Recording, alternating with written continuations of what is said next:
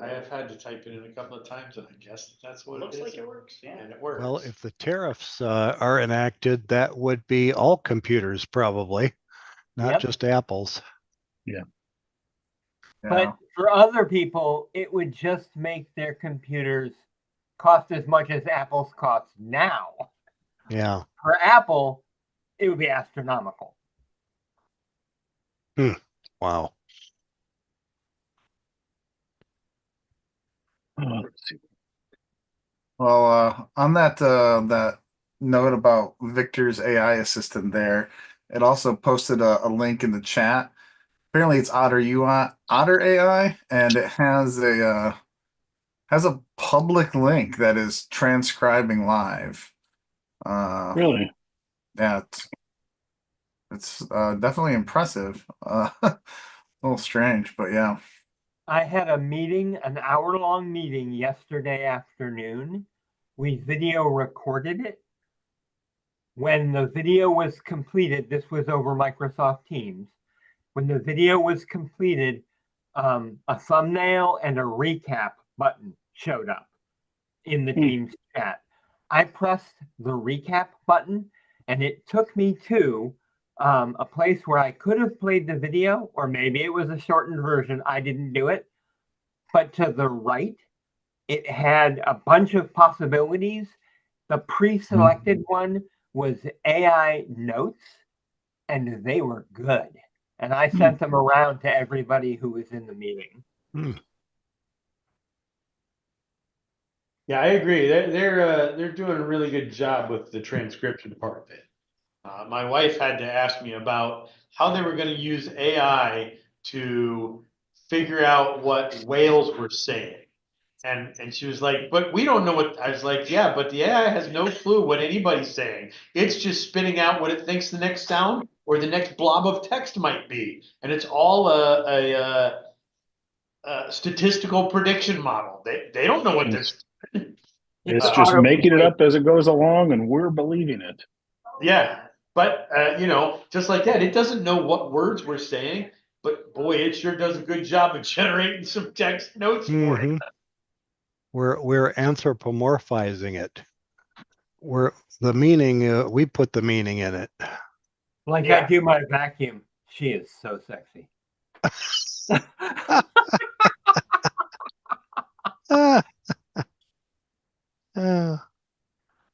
I saw a tweet today. It wasn't a tweet. It was a Mastodon post.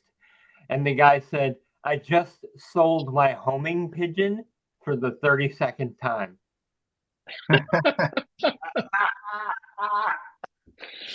That's good. I knew a guy who actually did that. It's kind of cool, actually. It's crazy how smart they are.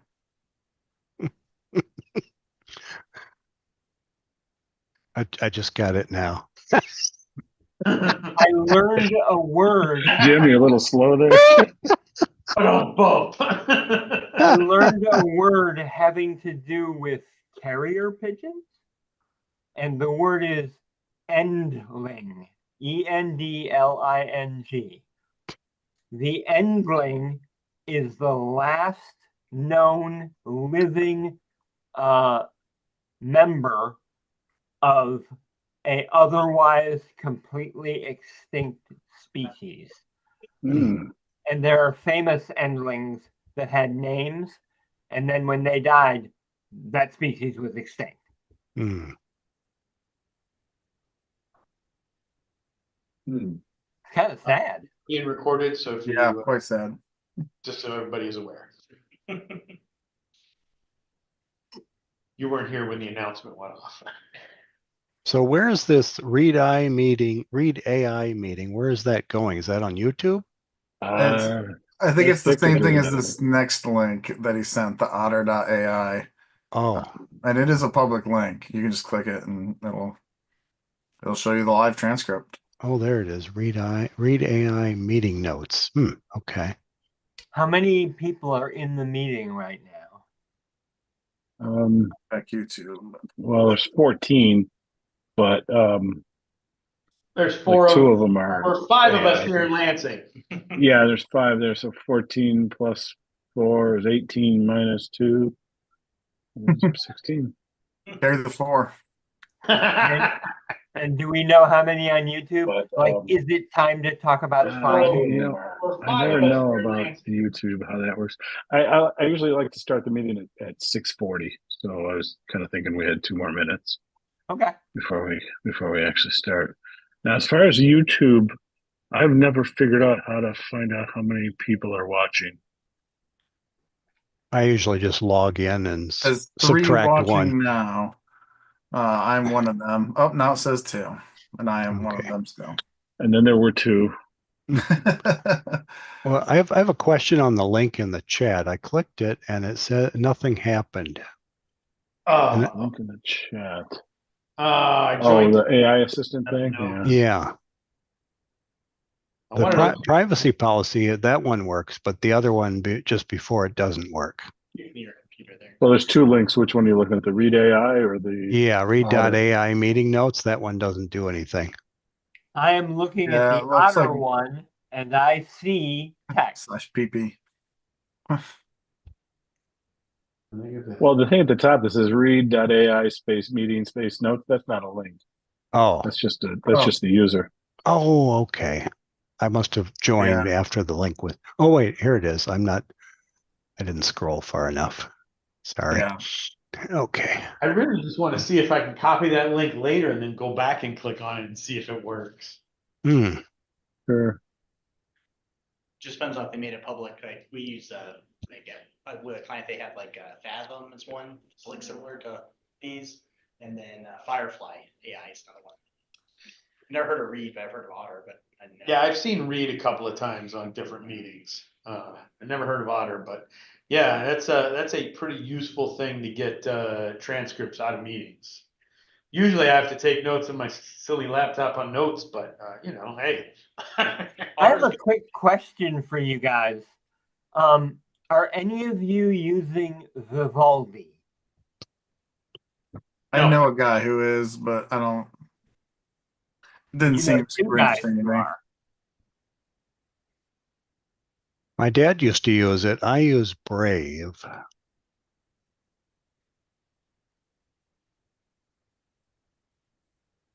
All right, we ready to get started? Let's do it. Yeah, let's do it. Okay, welcome everybody to the November mug meeting. Great to see you all here. Tonight we've got our main presentation. We're going to be talking about debugging. Just this is going to be just kind of a conversation about debugging, not so much a prepared presentation that one of us is given. We're just all going to kind of chip in and talk about debugging experience and stuff. And I think part of our guide is going to be Julia Evans' debugging webzine. That's this animated, not animated, illustrated booklet about debugging. And as an added bonus, everybody who's here tonight gets a copy of it. Normally it would cost what? $12 or $9 or something like that. If you downloaded it individually, but as a bonus for being part of Mug, we've paid for a bulk license so we can give away copies to our members tonight. I think we have a limit of 29. However, we've only got 15 people showing up so far, and you have to be here online to get it. We'll ask you for your email address at some point during the meeting, and I'll send it out to you via email. Guess that guys in Lansing can sneaker net it. Yeah, sure. We've got it. I've got all the people in Lansing taken care of. Yeah, you've already got the PDF, right? So you're good there. Okay. So I apologize for some background noise here. For some reason, my entire family is here tonight with kids and grandkids and dogs and everything. So it's noisy out there. Anyway, so that's our meeting tonight. It's the bulk of it. We are also going to spend a little bit of time on the find utility. We've kind of decided that we should try to offer up some content to newbies if we can, and even some of us old people might learn a thing or two. So, and tonight's little subtopic is the find utility. So That'll be kind of fun too. Let's see, getting more into the business of the group. Turn off your phones and try to silence any noise, or at least mute your microphone. Unmute it if you want to talk, but for the most part, your microphone should be muted. Let me introduce the board of directors of Mug. First of all, there's me. I'm Jim McQuillan. I've been with the group for pretty much forever, since like 1986. We got Dave Satwitz. He's one of those boxes. He's waving his hands. Wolf. There's Wolf waving his hands. Dick Williams. He's over there waving. Justin Triplett. He's the guy that looks like he's in Italy or New Orleans or somewhere. Then Joe Ryan. He's the guy in that group chat with what do you got? 4 people there? 5 people there? There's 5 of us here in Lansing. The owl May. There we go. Sometimes you mostly see the back of my head. Yeah. Okay. The owl. Anyway, so there's Joe. He's a member of the board. He's our newest member. He joined in April, I think. So that's a board of directors. If you were to email board@mug.org, the 6 of us would see that email, and hopefully one of us would respond, or all of us would respond, or something would happen. Anyway, that's our board. Let's see, membership. You can be a member. Dave, do you want to talk about being a member? Yeah, Dave? being a member. So this is an open group. All of our meetings are completely open, and everybody is welcome under all circumstances. We have in the past, though, had an opportunity for people to become paying members, because we had ongoing expenses, mostly that was running a room. We now have plenty of money, and like one of our expenses this time is we bought these licenses for everybody for the PDF, but we still have an opportunity, if you so choose, to become a paying member, and just be one of the people feeling like you belong, you're in, and stuff like that. It is entirely optional, and right now, because we have enough money in the bank, what we've done is suspended the expiration dates. It's $50 a year for an annual membership, but right now that membership kind of just keeps going until we need more money. Then we would have to do something else and have to decide what to do. So if you so feel like it, and you want one of those, you just want the feeling of belonging and being part of the in crowd, we'd welcome you to join. You can do that. Visit our website and patch you there. Contact Dick Williams, who's the treasurer. Pay through PayPal, and become a paying member. Yeah.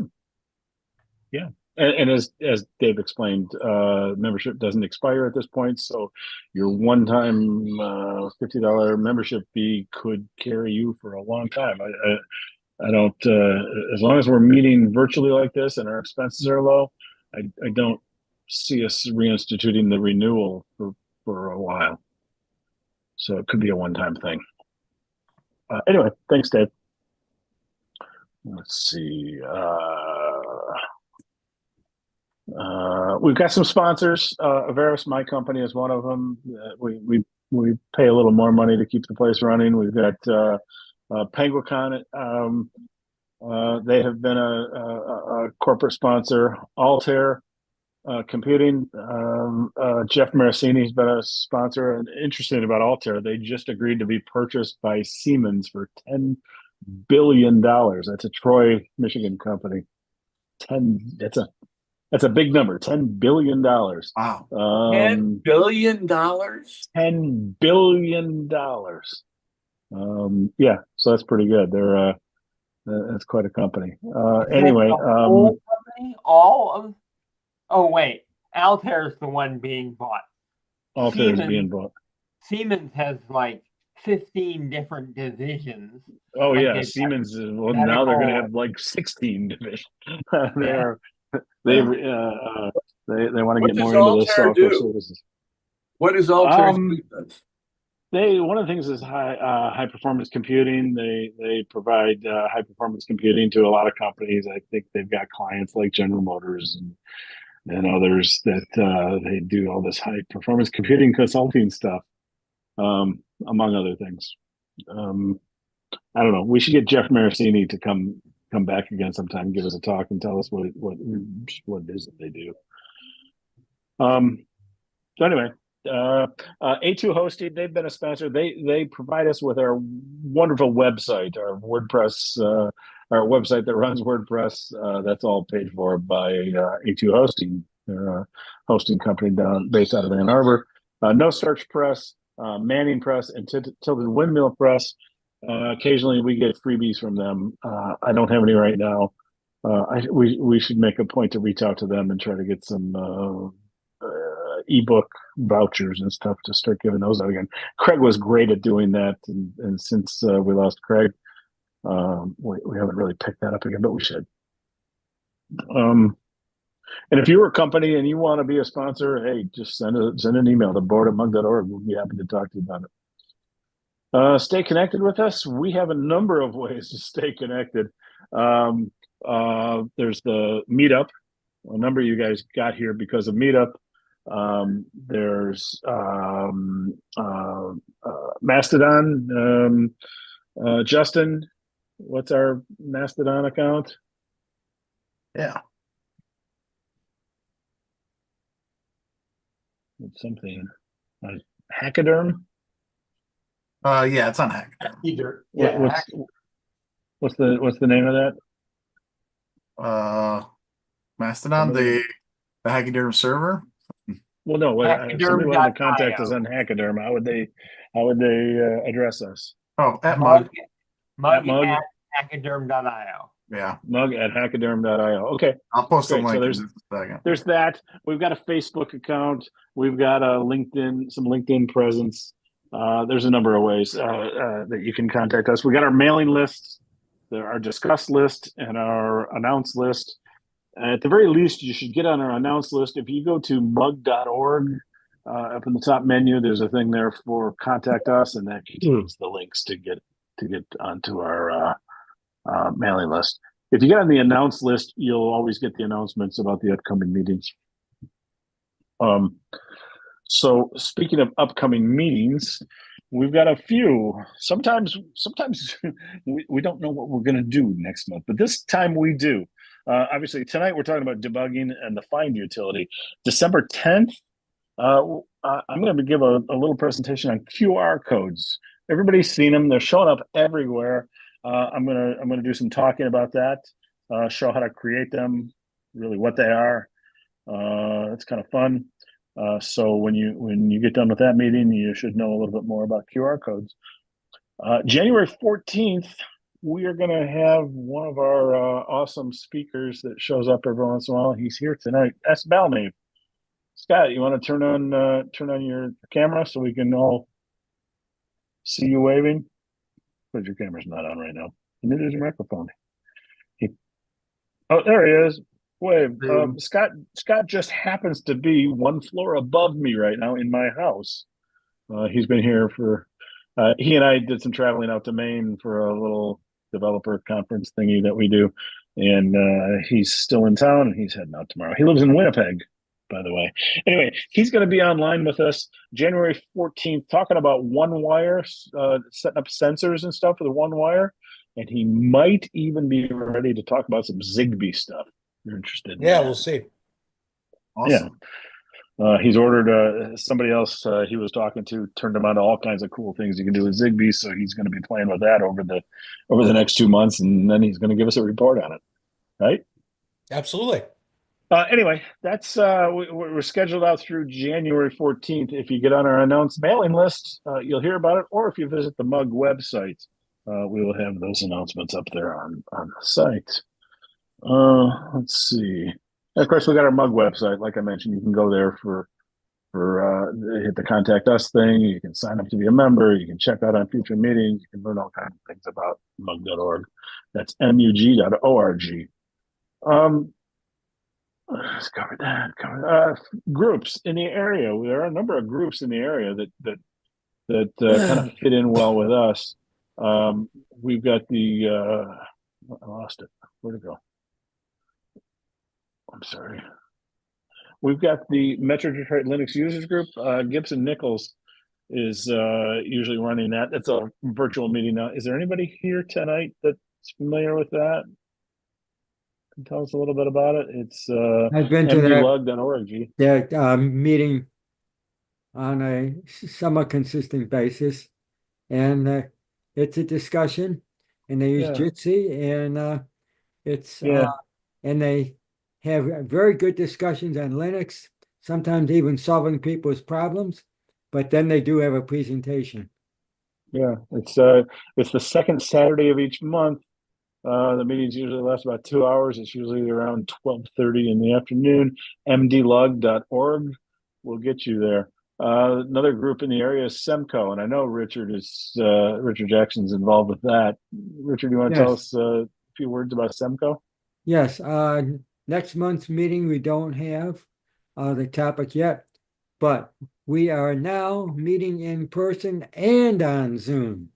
So you Cool. can join us on Zoom or join us at i3 Detroit, which is a makerspace in Ferndale.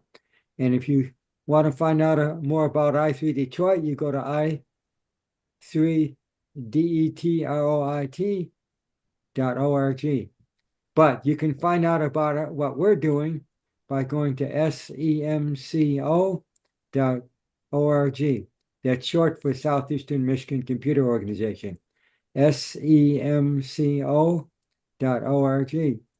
And we Great. meet, Zoom opens up at 1 o'clock.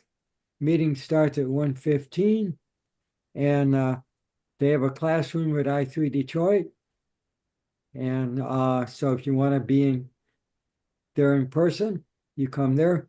We have added a new feature to Semco called Discord. And MDLug also has it. And the person who helped them, who may have helped them get set up, I'm not exactly sure. But anyway, he did a presentation on Discord for Semco at it was last Sunday. And eventually we will have the recording up on our website. You can go to past meetings and see a lot of our meetings the last few years have all been recorded using Zoom. All right, thank you. And with that, one more thing. We yeah. always meet the second Sunday of each month. Okay, thank you. One more time, if you can please put your microphones on mute. I'm kind of looking through here, and it looks like everybody's microphone is muted, so that's good. So we can get started with our main presentation. I think, are we going to do, Justin, are we doing find first and then debugging? Either way, I guess.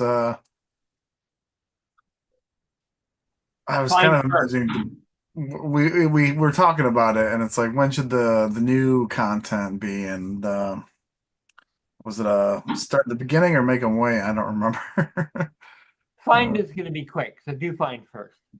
Yeah, let's just spend a couple of minutes. And this, I think we're going to do these little mini topics, and they're not. It's not like we've spent a lot of time preparing for it. We just want to kind of introduce what the command is, show some of the command line options, introduce you to what the utility is. I don't know if Justin is going to say this, but the job that find does is like the most important thing I do in the shell all the time. Really? Yeah, I use find all the time. Okay. Justin, you want to just get us started on that, and we can carry on the conversation? Yeah. So I can probably share my screen in a minute, but I'm gonna probably have a lot of questions for Wolf, because honestly, I don't use find all the time. Neither do I. And so, like, I'm a big fan of grep, but that's like a different kind of searching, of course. Sure. And yeah, I was actually just pulling up a couple of little instructions on how to use find, and I often find myself like, if I'm looking at how to do something to a random list of things, I will, Google it. Right? I'm like, how do I get like this list of files and, move them all somewhere or something like that. And I think that that often ends up being a find command piping something to something else, something like xargs. I think that's a really popular combination. So yeah, let me see about sharing my screen. Sorry. I just pulled up a terminal and yeah. Oh, sharing is not turned on. That's why I Oh, didn't see the let me error fix that. message. I might have That's to under, yeah, just a second here. I gotta, recap. let's Oh, see.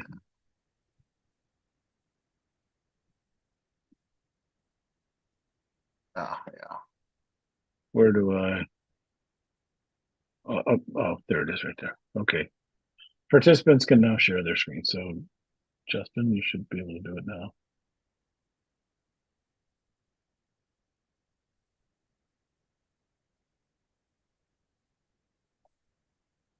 Yeah.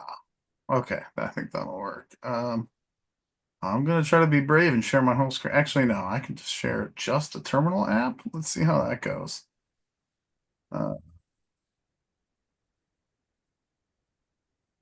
Hopefully There you that go. makes it readable. Looks real good. Yeah, looks real Looking good. good. Awesome. Cool. So yeah, I guess that's like the thing is, so find is used to find files on your file system. And so like you can think of different scenarios you might be looking for files based on some aspect like the name. Like if you want to look for a specific file, you can search for it by name, like with the find utility. So let's do that.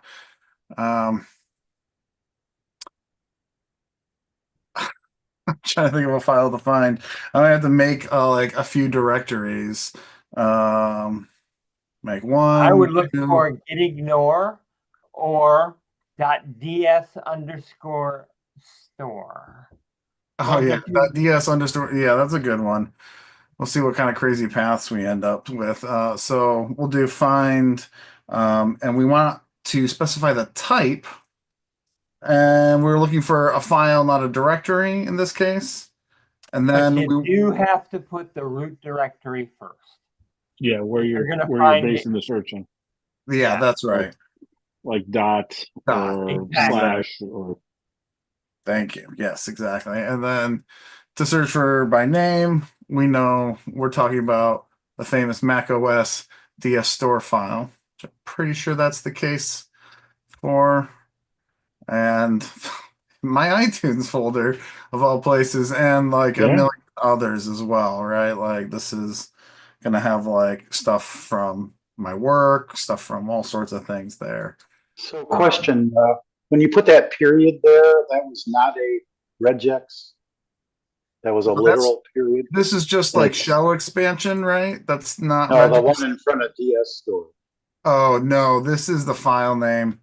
Probably would But the also look. the period is literal or a while. It's literal. It's part of the file name. You can see the results. all How the could I have files. made? How could I have made that a regex instead? You see this selection here? Oh, so yeah, how can we use regex here in the file name? Yeah. That's a good question. So Wolf, do you have an idea on that? Could we like? I mean, does that work? Yeah, It's how do probably you do? How do you do? Well, it's either we probably have to have regular a expression flag. or I You think you need. file you globbing. can just put it in single quotes so that it's not expanded by the shell. And then you can use regular expression stuff like star and character classes. The thing that you just did, you'd probably want to put a plus on where you said brackets ORE. Oh, yeah. So ORE plus. Yeah. Wrong quote. Oops, wrong quote. Thank you. Yeah. Maybe that's not right. Seems like it would have found some of those music folders again. You might want to say instead of minus name, you might want to say, no, name should work. Put a slash in front of the period though. That shouldn't matter because that period should find a period since a Right. period is any Yeah. character. Yeah, that should be working, right? That's doesn't seem to be. I'm slash looking at or the a man backslash? page. What if That's the right slash. He did the right thing. Do a Here's- dash regex. Let's see, hang on a second here. Do a dash regex pattern. So I'm not sure if Okay. you need dash name, but just try dash regex and then that pattern that you were doing. Right, yeah, so I'll go there. Yeah, try that. So that's why this is a conversation, not a presentation, right? Debugging regex together. I thought I called in to stump the staff. Yeah. Oh, Put that's dash great. name in front of put dash name instead of right there. Nope. Yeah, no, not name and regex, or at least not in that order. That would be crazy. Okay, yeah. Can't believe you guys haven't pulled your AI out yet. Hey, I'm typing here. My problem with find, I have many problems with find. And so instead of find, I use the tool FD. Oh, FD puts things in a sensible order, uses double dashes for long option names, has better named options and flags, and is faster. So Can you say the name of that again? it's a 2-letter name, and the 2 letters are F as in Fox, D as in Dakota. Okay. Yeah, dash regex should work for you to put in a regex for the name.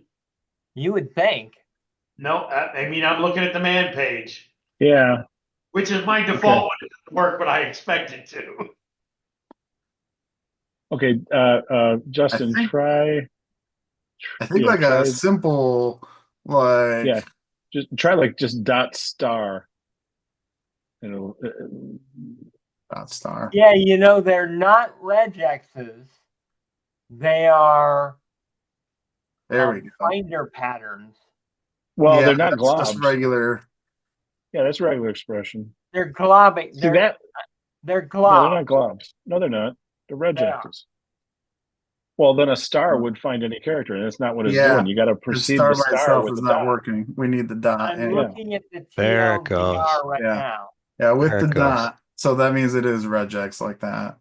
Yeah. Okay, so now try No, Oh. it's not. The dot is matching the dot, and the star is matching DS. okay, but if he doesn't put the dot in there, it doesn't find anything. Yeah. So take that change. That should work, right? And well, No, no, it would only match once.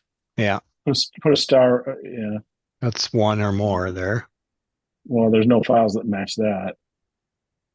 Hmm. You need one or more. Maybe you should try it without the type F. Get to the top again. There we go. Without the type F, I mean, that's And just it'll- making Well, it then it'll faster find at this directories point. too, but Yeah. that's all right. Yeah. Huh. I usually use find without regex, and it uses So do I. file globs. Yeah, Yeah. when you say Yeah, if you're minus just doing name, normal- it's a glob. When you say minus regex, then it's a regular expression, yes. The Yeah. thing you guys were saying was correct. Regex makes it be a regex. Name makes it be a glob. Okay, There so we now go. change the dot to a star. Yeah, that makes more sense now. Yeah, it still Same works. thing, yeah. And if you change There it to you a go. question mark, because the star would be one or more characters, 0 or more characters, A question mark would just be a single character. Yeah. Hmm. Okay. Yay. I like, So where Nice. find comes in handy is when you do a find and you find this file, then you do like a dash exec and you Mhm. perform some operation on that file. like RM. Yes. To get rid of, Yeah. to get rid And- of all your DS store files, you say -exec space RM. And I can do that Yes. pretty freely because it's a Because you DS don't store need to. file. You can do So that? yeah, that should work. Okay, but then you got to do a left parenthesis, a left squiggle, right squiggle, don't you? You actually don't for RM. Okay, Normally you would have to do that. That's Yeah, where I you're do that. inserting. right. And that Except when means you the do file that, that I it found. think you also need a semicolon somewhere. yeah, you do after the Backslash. after the It's actually a squiggle. backslash Right. semicolon because Backslash you want semicolon. find. Mhm. Yeah, you want find to see the semicolon, not the shell. I think that is correct. Yeah. Mhm. I And think that what works, you're about to per- say there is right. But normally work- I just say -exec RM. Right. Does that Usually work what I do is perfectly? it's Spaces in the file name, spaces in the file name mess that up? sorry. Would a space in the file name not work with this command? If it found a file name with a space, does it screw up? Yeah, because yeah. we- Then yeah. So this is not a good way to do it. Well, yeah. For what you have for this file name, it's well, yeah. For the dash name with the pattern he's got, it would be fine. But if it found files with spaces in them, that would If be a you problem. got that, then you're going to want to say -print0 and then put it into Xargs RM with Yeah. -0. And that Yeah, way, yeah. So that's like print instead print. You said -0. print0 is No, one it should word. actually print 0, no space. Yeah, Print just like 0, that. That's right. and then you're piping it to Xargs. Is that right? Xargs RM. Yeah. Yeah. See, I would do like Xargs echo. Xargs -0. Okay. Before you destroy your whole file system, Yeah, I I'm would say, waiting. like, instead of RM, I'd do like echo just to see what it Yeah, produces. but the Yeah. -0 is an option for Xargs, not for Echo. Sure. Yeah.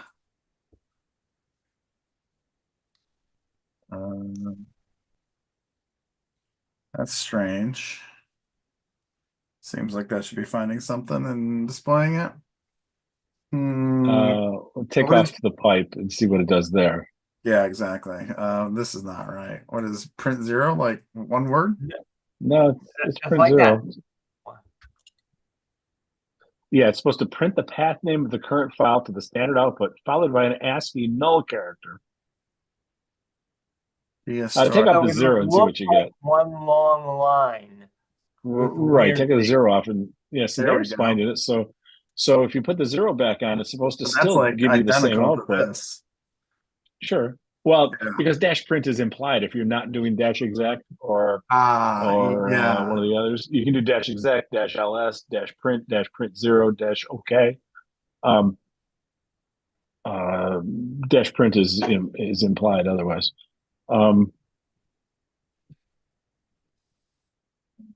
I think you need the echo and then the curly braces after that. No, and well, no, because we're out of find at this point. We're Yeah. actually in then, echo. oh, And okay. Xargs, We're in I don't think- Xargs, yeah. So X- Try Xargs- slash bins. Xargs is slash an bin X, slash capital echo. I, curly braces, and then you echo what you want. But try slash bin slash echo so that it's not using the built-in echo. Oh yeah. There's like make sure. Can that- I make a suggestion? Yeah. Xargs space -I space ls Give me an space S on there. curly braces open and close. Curly braces, but that's like, yeah. I mean, But well, no. What? you Should need be an S on the end of our. Xargs, Yeah. Yeah. If that, Capital I, and then I always Keep in have- mind he's on a Mac, not on a Linux box. Yeah. I always put the curly braces after the capital I. Okay. When in doubt, Yeah. check the man page. Okay. Change XRs to expect null characters as separators. That seems right. What?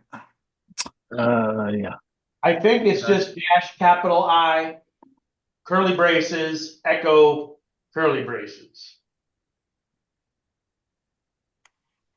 Capital said I, India, Dash capital I. curly braces. Then echo, curly braces. Really? What? I've never seen anything like that. I don't know. I What would that's do I for. always LS. type, and it usually works. Hmm. But I also work on Linux, not a Mac. Sure. Oh yeah, so this might be a difference between, I've mentioned it for other tools, between GNU tools and like non-free tools. You'll notice with SED on Mac OS, it is not the GNU version. I think does at the bottom, does it say? Yeah. The BSD version. Yeah, it's like the BSD version. And so yeah. it acts a little different. It doesn't Oh. have Yeah, go back. inline replace, actually. We go back down to the end of the man page there. It says the contact there is Yeah. DDS at freebsd.org. That's Yeah, the so author. I think that shows that it's not the GNU version, and so Correct. it doesn't have -I. Do you have GSED? Yeah, you can install GSED. I don't think I do though.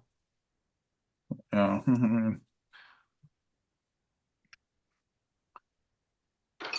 But yeah, it's just like an example. So maybe we need to man XArgs again real quick here and like really. Well, I have a sample in my notes here. If you can try this, put dash print 0, all one word, and then pipe xargs -0, and then echo. That's what we did, isn't it? Dash Yeah, print dash print Print 0, 0, pipe Pipe. xargs XR, -0, and then dash echo. echo. I think we tried this. Yeah. Huh. I feel like we did. Oh, What could be wrong here? Okay, Yeah, change to it. Oh, good. Instead of echo, do like PWD. Oh yeah, good call. Right. Speaking of debugging, yeah. Yeah, right. you know, Right. we are like identifying, like cutting out possibilities of the issue, right? Hmm. So Sure. Yeah. yeah, Well, we're making sure it's not the echo command that's causing our grief. exactly. So Uh, I would take that line and paste it right into ChatGPT and see what ChatGPT says about it. Oh, someone else has got. I'm gonna try what's in the chat here. If someone wants to open up an assistant and find out what it says, do that and send it to me in chat. I am doing that right now. This one is not showing me anything. But yeah, I see what you're saying. You're just trying word count instead. Maybe it's just not finding anything. If you get rid of the all the way down back to the dash print there, just see if That it does find it though. If you take out the pipe. Oh, wait a second. Does find, will this demand that find finishes before Oh, it maybe starts? find is still running. Yeah, it's going to. It's going to gather up all the output of find. Yeah, so Maybe We have our okay. dash finding print. this DS store in my whole home folder is huge. Ah, need okay, to- okay. We need to make a scratch directory. That's the Oh, problem. So it's been okay. working all along. Yeah, Oh, it's been yeah. working all along, but we just We're haven't just let it impatient. finish. Yeah. Okay, so let's try this again.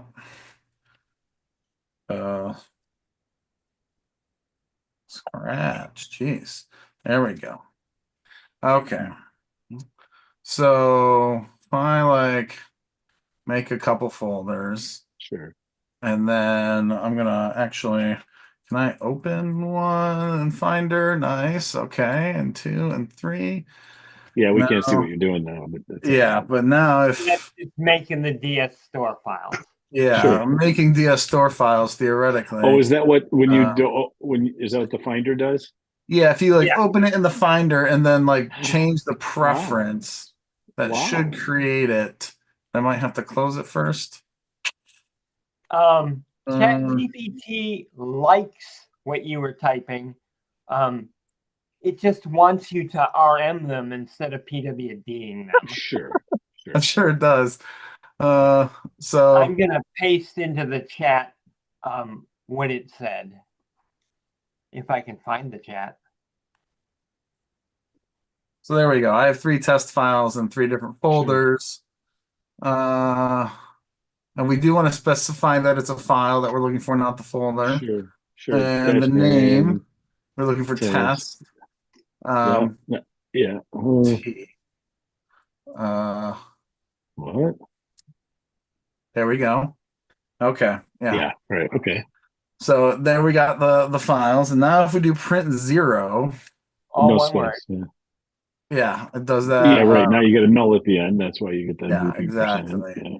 Then if we pass Okay. that to xargs and echo -0. Xargs -0. -0, thank you. I'm gonna do that in the right spot.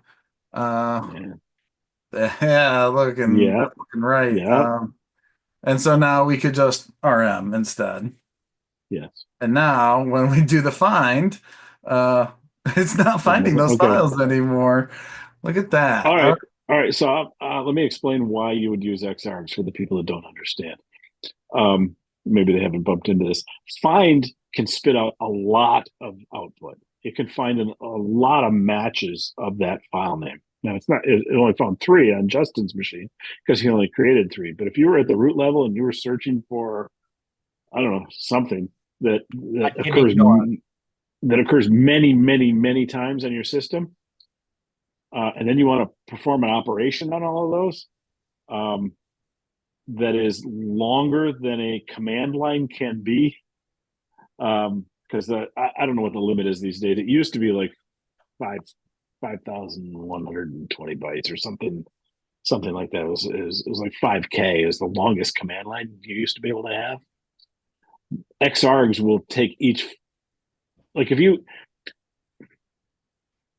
It wanted changes to the separator. Yeah,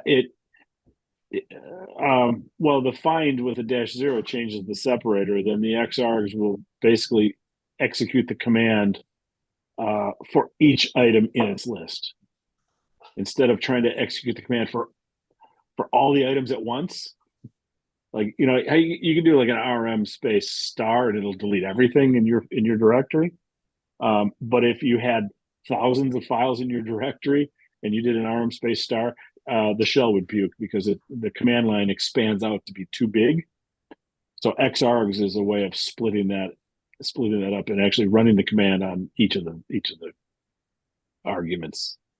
Seems One like of the big reasons I use find is when I want something with a modified or a create time, because you can use Yes. when was the Dash last M. time I accessed it? When was the last time it was modified? And those are some of the nice find options as Right. to how to find Right. something. Right. So, like in a production environment, I used to put a lot of crap out in the /temp directory, and my system wasn't very good about deleting things when it was done. So I would end up with /temp directories with tens or hundreds of thousands of files in it. And I always knew that I was only interested in the most recent files, so I could easily get rid of the older files. So I'd do like a -m time plus 5 days or something. I forget the exact syntax, but I would do a find with a -m time plus 5 days, and it would find all the files that are more than 5 days old. And it wouldn't find the files that are less than 5 days old. So then I could do -exec space RM left squiggle, right squiggle, / semicolon. And it would delete all of those files for me, because they were all more than 5 days old. Should we?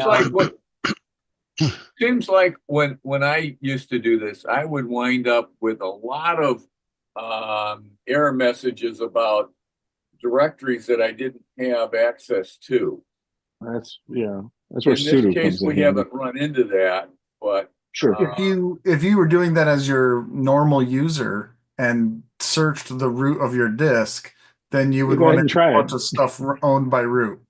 Go ahead and try it, Justin. But You gotta can, you have to redirect the arrow Don't Why use the not? RN there. and Just a little slash. What could it do? you can make Um, those errors not show up in your console by saying 2 greater than / Sure. dev / null. well, Because all that would those, do is hide the fact that it can't look at some Yeah, files. I don't want to see Maybe you that. wanted to look. Yeah. Yeah, maybe.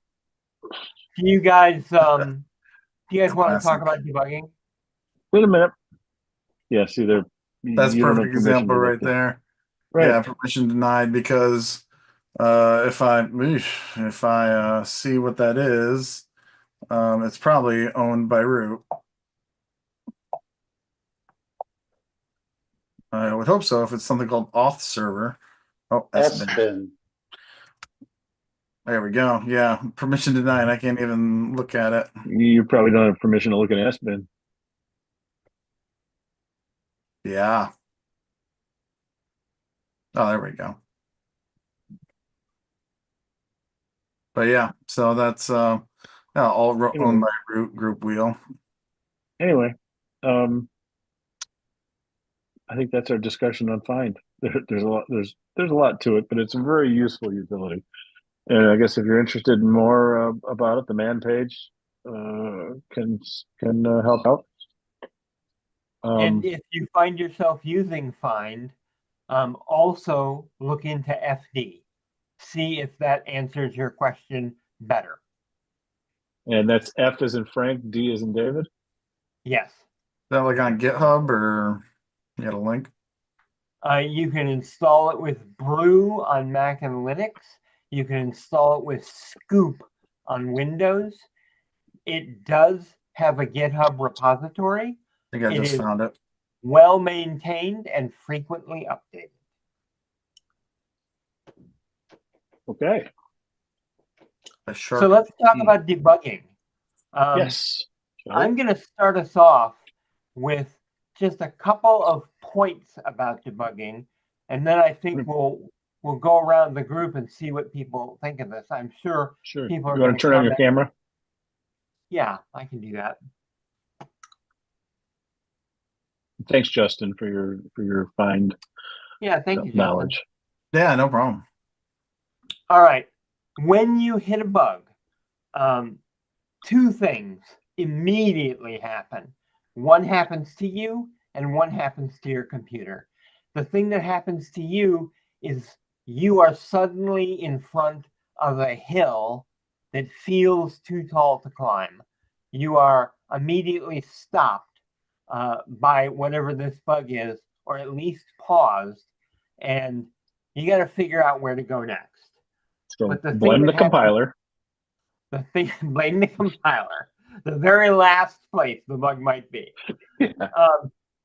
The very first thing that your computer will typically do, if this is a crash, an error, or an exception, is it will print some kind of error message or a stack trace or the exception itself, something. It'll print something. The thing it prints might be very long. But that thing is the most important evidence you have right at that moment. You need to read that thing. And you're not going to want to read it. You're going to want to look at it and take an immediate guess as to what it says. But you want to read it. Just like when you do some operation in Git and it tells you what its status is and how to fix it, you need to read those. Don't just guess what they mean. So that is where I always start. I try to read the exception or the error. If it's a stack trace, I will start at the bottom and work my way up. Usually at the bottom is where the real error actually occurred. And at the very top of the call stack, of the stack trace, is where you started on your way deeper into the code. So often the most information for you is at the end of that stack trace. So start there and work your way back up. Okay. Go ahead. What you're describing is for those people who are lucky enough to get an error in the first place.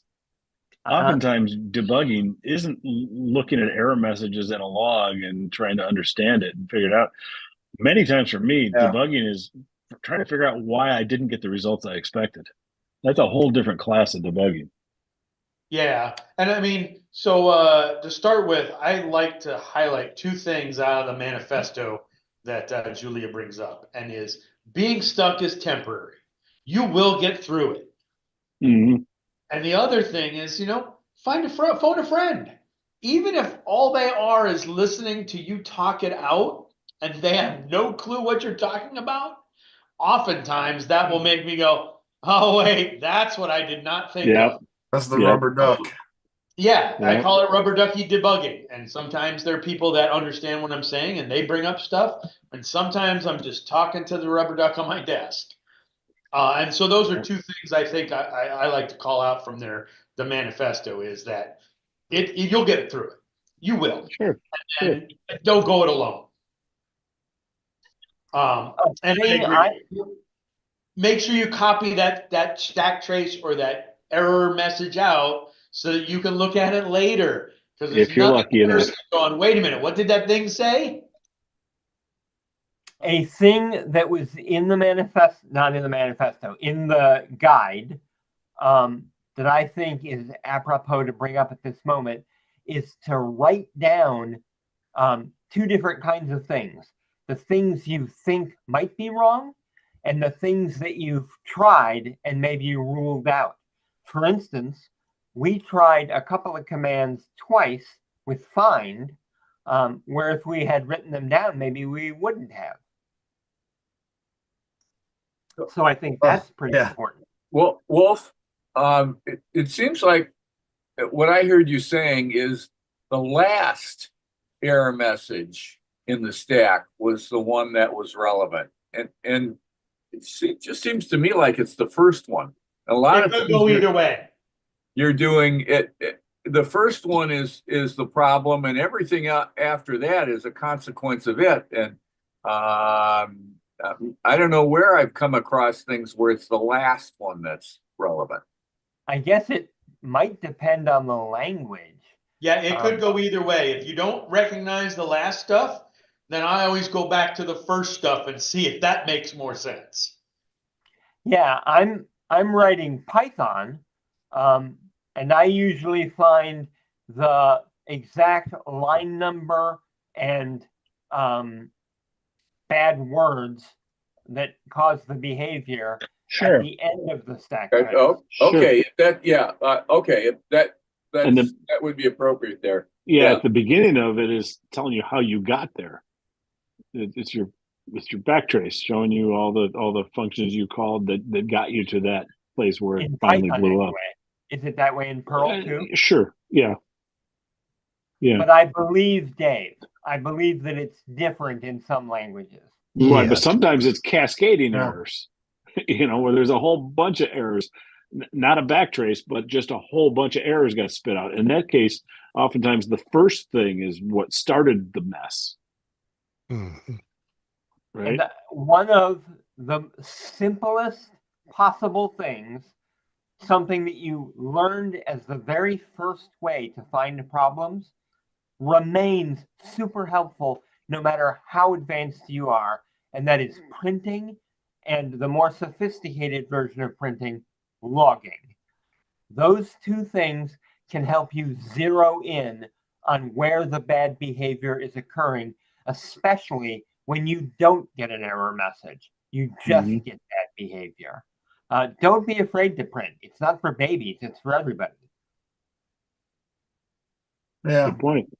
Yeah, printing is good, and like the advanced version of that is a real debugger where it's interactive and you're stopping at breakpoints, things like that. I think one of the things I was thinking of when you were talking about writing things down is that like when we were using the find utility, we were just able to test very quickly.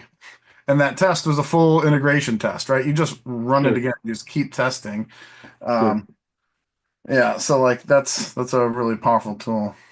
I think the natural fallout of what you're saying is for some languages, there are REPLs or dynamic environments or something that can run the code very fast. Like for instance, if it's HTML, CSS, JavaScript, the browser is set up to do this. You can Oh, just yeah. run it right away. Definitely. If it's Right. Python or Instantly. Julia or R, you can put it into a REPL, or you can put it into a Jupyter notebook and execute a cell over and over again.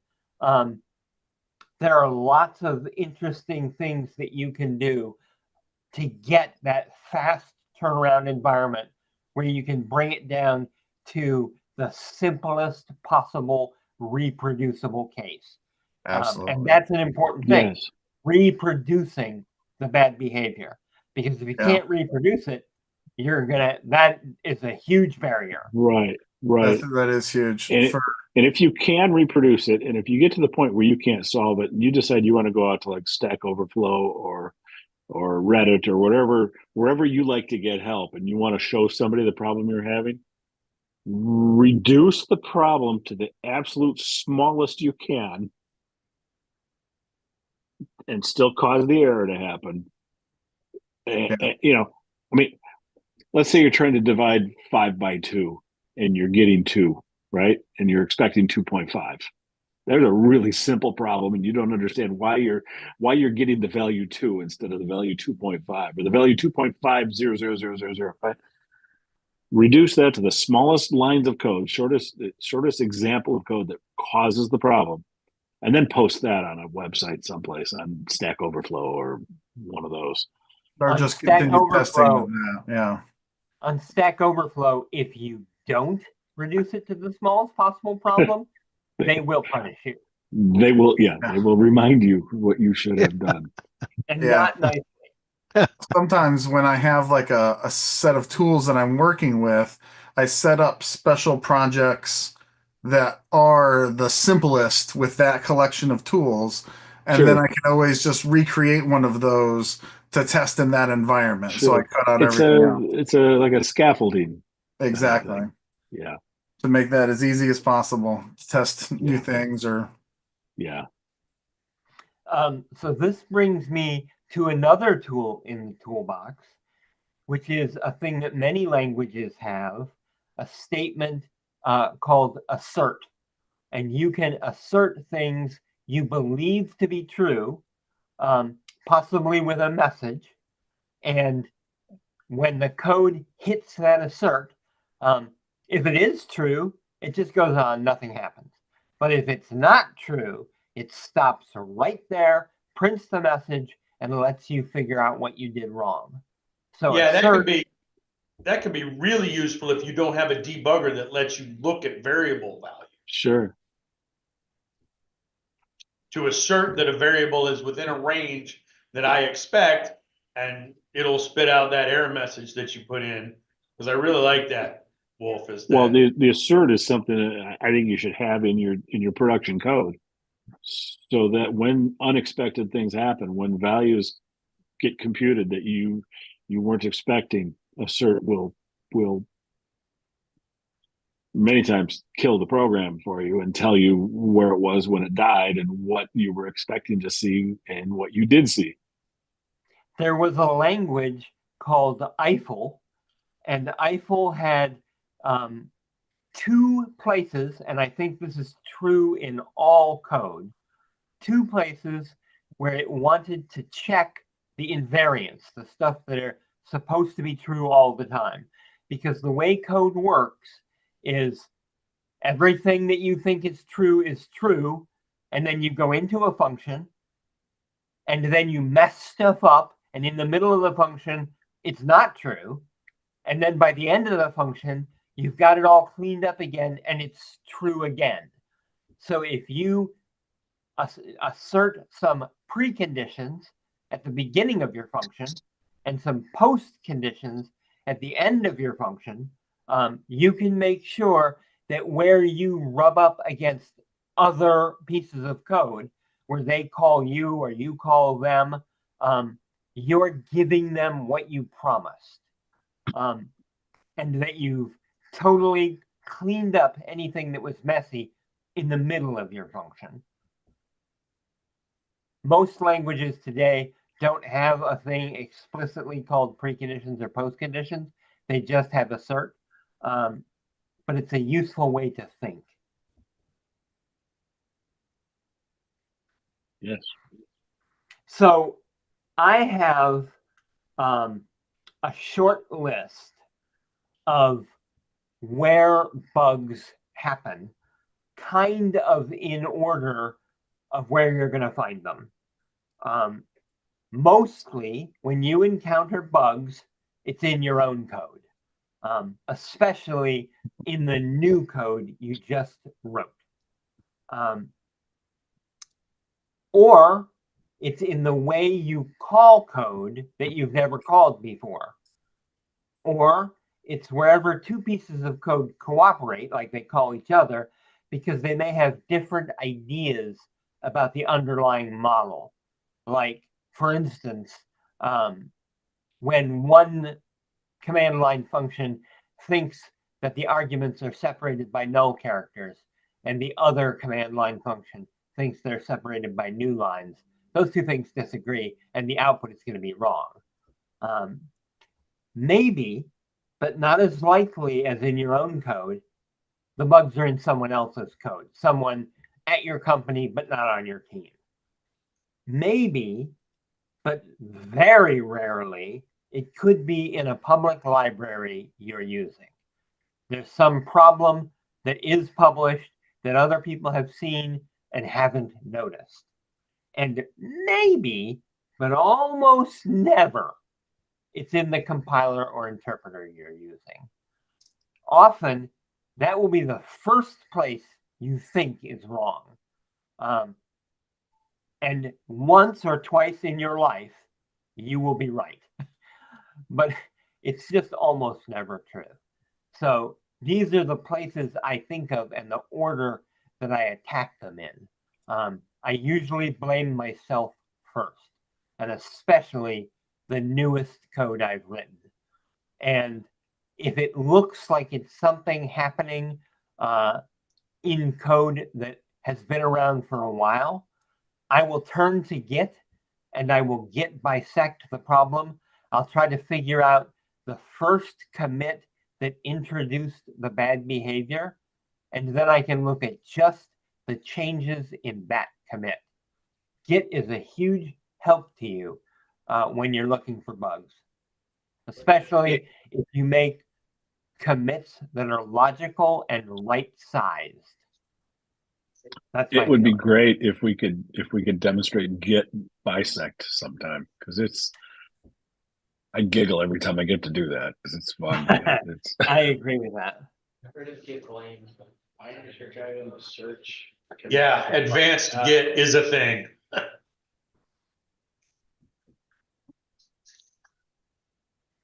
There's a couple other things you can do in Git that are super helpful.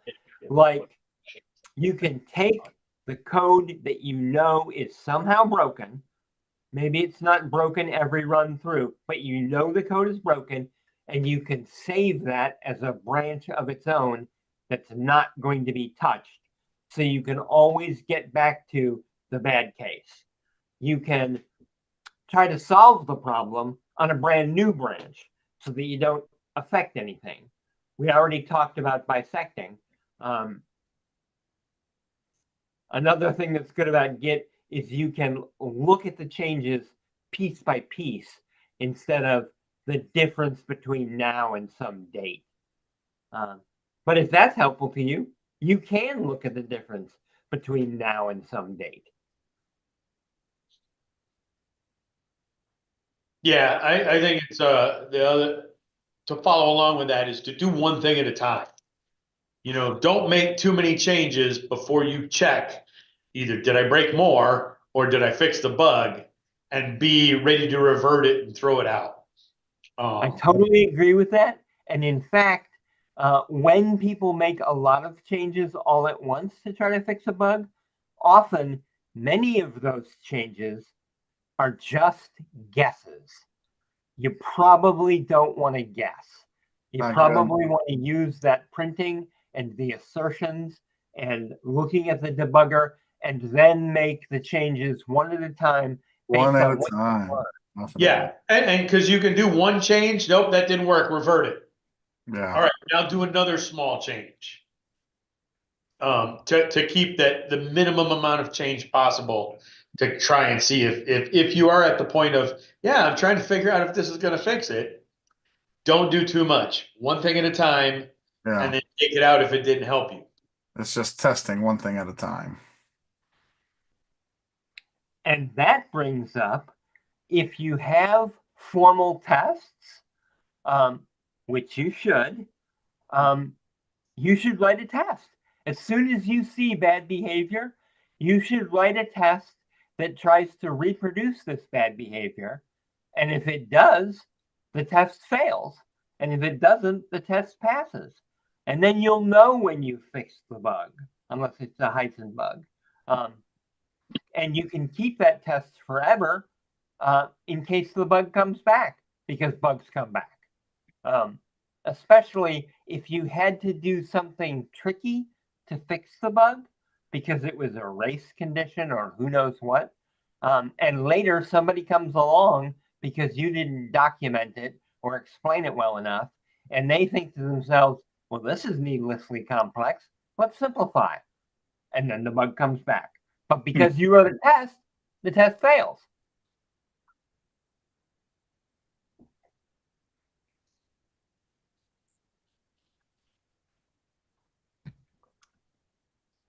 This is a lot shorter than find.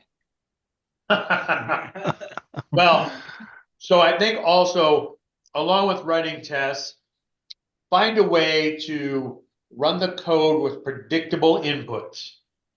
Because Yes. that, if you've got a random number generator, find a way to tell it, well, always use this seed, so I always get the same string of random numbers.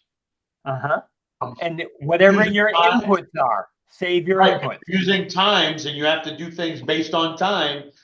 Find a way to make a distinctive time that your program will operate at. And then, if you're making HTTP requests to an external service, find a way to replicate those exactly each time.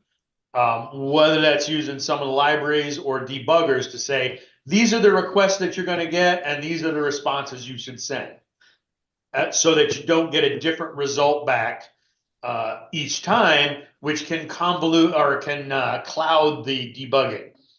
And these are so important, and so many people need them to happen, that people write tools specifically to solve these problems, to make it be that you can repeat your HTTP commands, to make it be that your random numbers are the same, to fake the time that it currently is, so you can always run at the same time. There are tools for this, and you should use them.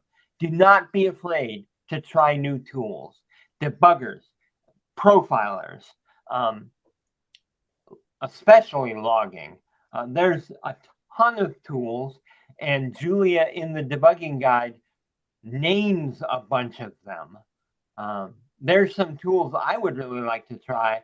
There's a kind of debugger that can go backward and forward in time, like it remembers the state of everything.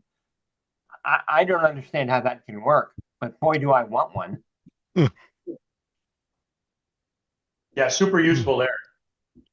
I think another point to remember for debugging is, if you feel like you're pounding your head against the wall, take a break and stop pounding your head. Take a walk. Maybe a little clarity will come. I Yeah. have a comment on C code on the job. Back a while now, we used to have a lot of C code that was very hard to debug and duplicate a problem if there was a memory issue where something was getting freed twice or used after free, those kinds of things. And a tool that really helps with that, with C code specifically, is Valgrind. Valgrind is awesome. Yes. And there are other tools that are like that. There's one called Memray, I think Memray is for Python, but it serves the same kind of function. These tools that examine memory at a lower level than you could inside the language because they know something about the allocators and how they work, they can produce much more information than you could get any other way. They're super powerful. What is that? Memory? Yeah, memories. Memory. M-E-M, like memory, ray, like a ray gun. Okay. Thank you. I'll put a link in the chat. Okay. Is that for Python, Justin? What is it for? Yeah, this is for Python. I mean, someone might have re-implemented it somewhere else, but that's the one I'm familiar with. Regarding multi-threading and I know that can open up a can of worms for debugging. Can Python do multi-threading now, or is it still single thread? It can, provided there are ways to turn off the GIL. Okay. Now, threading you can do without turning off the GIL. Yeah, threading you can do without it, but if you don't want the GIL to hold you up, then you can now turn it off. That's right. Okay. In 3.13, you can actually if you compile Python yourself, you can compile it with a flag that turns off the GIL completely. You never use it. Some things get slower because they still have to lock. Some things get faster because they can run multiple pieces of code at the same time. And now certain installers can also, without you building Python, install what they are calling the free threaded version. That's the words they use to mean no GIL. So the tool UV, it's two letters, U is in uniform, V is in Victor, UV, can install whatever version of Python you like, and one of them is 3.13 free threaded. I think that's called 3.13 T. T is in Tango. UV is a great tool, by the way. It's got nothing to do with debugging, so I'm not going to go into it, but it does have everything to do with environments and packages and stuff. So take a look at it when you get a chance. Yeah, thank you. So don't forget to write it down after you fix it. And tell people, announce your success. Explain it to them. Tell them why it was interesting. And then write a Confluence page or a wiki page or whatever you got. And make sure Python has a thing called doc strings, which are a special kind of comment that goes after every class or function definition and one at the top of a file. And the environment, the IDE or whatever, and the help system will actually use those strings in pop-ups and in descriptions. And when you call help on a function, when you do something that solves a problem that could come back, if people undo it, make sure you write about it in the doc string or whatever the equivalent is in the language you're using. Well, yeah, or even just a comment above it, because future you will thank you. Absolutely.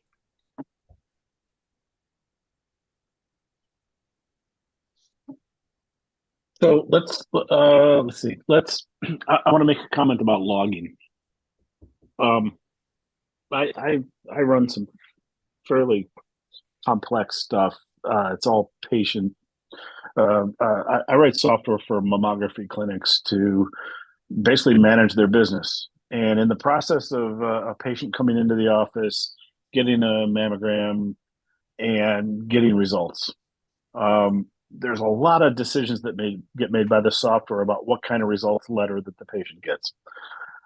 And I used to always have the question from a user at one of the doctor's office. So, why didn't we generate this particular letter for that patient? And the letters are, the letters describe all kinds of, whether they had cancer, they don't have cancer, all kinds of stuff, important stuff. Why didn't this patient get that letter? Or why didn't we send this patient's letter? Why didn't we send her a notification through SMS? Or why didn't we send it through email or whatever? And I used to have to go back and look at the code and figure out what was going on, and go and look at the data and figure out if they have an email address, or if they have a phone number that can accept text messaging, or if the user specified a printer to print the thing out, or whatever. Years ago, I started logging. I log everything. I log when we're going to do something, and I log when we're not going to do something. I'll have log messages like not generated in the letter because the patient doesn't meet the criteria for the letter, and I'll oftentimes list out what that criteria is in the log message. And all of our log messages go to a database table, and the users have access to that log table. They've got a log viewer that they can go in and look, and they can key in the patient account number, or the appointment number, the visit number, time range. I don't get any calls anymore, but why didn't we generate that particular letter for that patient? Logging has saved me so much time. I have a lot of logging code in my code, but it stops the phone calls. Now users can go in, the smart users, the users that know how to look at the logs, they can solve the problem themselves. They can understand why the patient didn't get an SMS notification about their results of their visit, without asking me, and me having to go in and dig through the code one more time. So put logging in your programs. And you should have variability in your logging so that you can adjust the granularity. I have log levels. I'm not very good at figuring out what the difference is between log level 1 and log level 9. And what's the right level could be different for different situations. And sure. Just like that. It is important to think about how many levels of logging do I need. Sure. Yeah, maybe I do need to use debug logging because I'm trying to figure out what a problem is. Right. Yeah. If somebody asks for level 9, they're going to get a lot of stuff. Yeah, it's important to have good logging in your system that if you're writing it to when you need debug logging, you can get debug logging. Yes. And I'd like to add something onto this, which is I like to write logs too. I think logs are magical. And the particular work that I'm doing is geometric. There's lots of spatial relationships, and I build graphs, and I look at the distances between things. So not only do I log messages saying what happened, I also write CSV files showing geometries. I draw pictures, and I use GraphViz to build ping files that have a graph that shows how I connected the lines. And I will put those all together in a folder that is named after the thing that that all my things are based on. It's called a work unit, and each work unit has a unique ID. I'll name the folder with that ID, and it'll have all the individual interesting kinds of files inside it.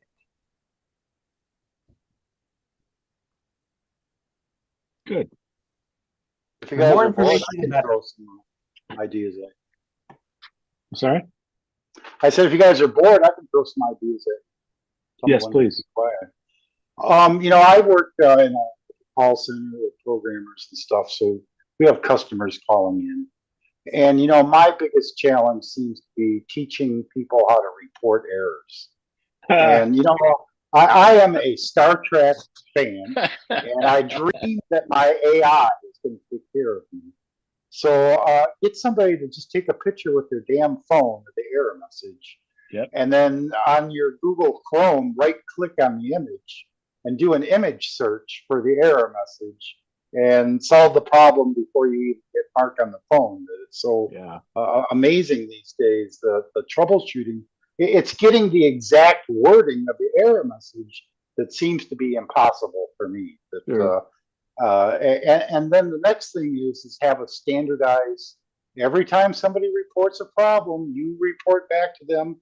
You should have told me the operating system. You should have told me what version of the software. You should have told me what the phone number of the client is. And you got to keep yelling at these people, and they will refuse to do it. And if you're going to make log files, trim the damn things. I mean, after you get a client that's been running for 30 years and you find a 53 terabyte log file, I encourage automatic pruning. That's why I put my logs in a database. I write my logs to a database table, and I've got a process that we keep 3 months worth of logs, and sometimes that's not enough. I'm probably going to change it. Yeah. On log retention. Yeah, 3 months is usually pretty good. Sometimes I want to look at past behavior from more than 3 months ago, but it's rare. But it turns out 3 months isn't too much data to hang on to. Yeah, you should have a policy, whatever that policy is. Sure. There is a timeline where it's useful, and there's a timeline where it's not. And get rid of it when it's not. Because I generate many gigabytes of log data. And maybe even at 3 months, I have a lot of data. So you're touching on a topic that is near and dear to my heart, and that is, you're talking about creating logs and retaining the data and stuff. So we had a system that I worked on for a while where we kind of trained the developers to write error messages that had specific, like, unique IDs to them. So when an error popped up, and then we could start recording information about that particular error, what caused it and how to solve it, and put that into like a searchable database that then was used by our help desk. So whenever that problem came up, they had all the information on what was done before to handle it. Then you could do things like best solution and that type of thing. Very helpful. So teaching the developers how to do that is, a process, right? And the other thing is, you were talking a little bit about, saving your data and that type of thing. We set up entire environments that replicated the production environment, making a snapshot of the database, all the input files, all the details, and setting up the date, time, that type of thing. And you could basically like run an environment over again. Very helpful. It took quite a bit of effort to do some of that. Then I was, working on it, didn't quite get this far because we had like a test specialist who didn't want to do this, is setting up your regression testing in a way that it duplicated the same regression tests every time you made a change, so you can compare from one run to the next when you made a change. We got to the point where I was trying to do this, and we did it in a batch environment so that you could rerun a batch job and see everything that happened. Try to do it online, and the developer and the test specialist just refused to make it happen so we could, find out what process was running and all that. So it takes effort on their part, and if they're not willing to put the time in, they don't see the benefit of that, it's never going to happen. But I think putting the effort in, having the discussions, and I think we've come a long way in terms of regression testing and knowing why that's good. And I've seen basically environments where they just throw a change at the system and let the regression test tell them if it's good or bad. And finally, we're to the point where we're starting to use AI to do the work for us.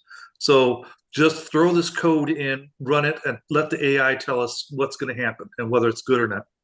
It's the future, baby. AI excites me so much. I laugh to think that AI is insane, but I'm telling you, it's so awesome. I live in my Star Trek dream. Finally. That's good. Other ideas about debugging and preventing bugs and that kind of thing? I think what I've seen at my organizations and stuff has been that a lot of times it's easy to blame the developer for the problem, but I think the cause is a lot of times sometimes either process or architecture related. And there's a reason to kind of look at your with your team and try to understand the root cause. That's not so simple to say this person's a bad developer, because it's not. Yeah, Sure. design for the production support. My developers say it's always. I'm a firm believer in no troubleshooting or debugging or failure scenario should ever be a who caused the problem. A blame session. It should Yeah. be a what caused the problem so we can make sure that we don't do it again. Sure. Do not take your hands off the steering wheel. That is Because that causes a problem. that causes a problem. Yeah, I don't know. It is tough in some organizations, but you should try to push your organization, if that's the case, towards a blameless society. There's problems and we have to fix them. I don't care why they're there. I want to know, how can we make sure that they don't happen? And it's not nobody did it. It's everybody's responsible. Yeah. Sure. Sure. But I also I like to hear a developer say, I screwed up. Come to me and tell me that they screwed up and they know that they did. Now they need help. Always admit you blame yourself, but never point blame from somebody else. Right. Right. And always share the credit when credit is due. Share the credit and take the responsibility. Absolutely. Yeah. We have a rule at my tools that when it's your fault, you say my bad, you raise both hands, Yeah. and Yeah. then nobody can complain about it ever again. My Yeah, bad. right. Hey, right. And that's it. You know, Take ownership of the problem. Take responsibility for what you did.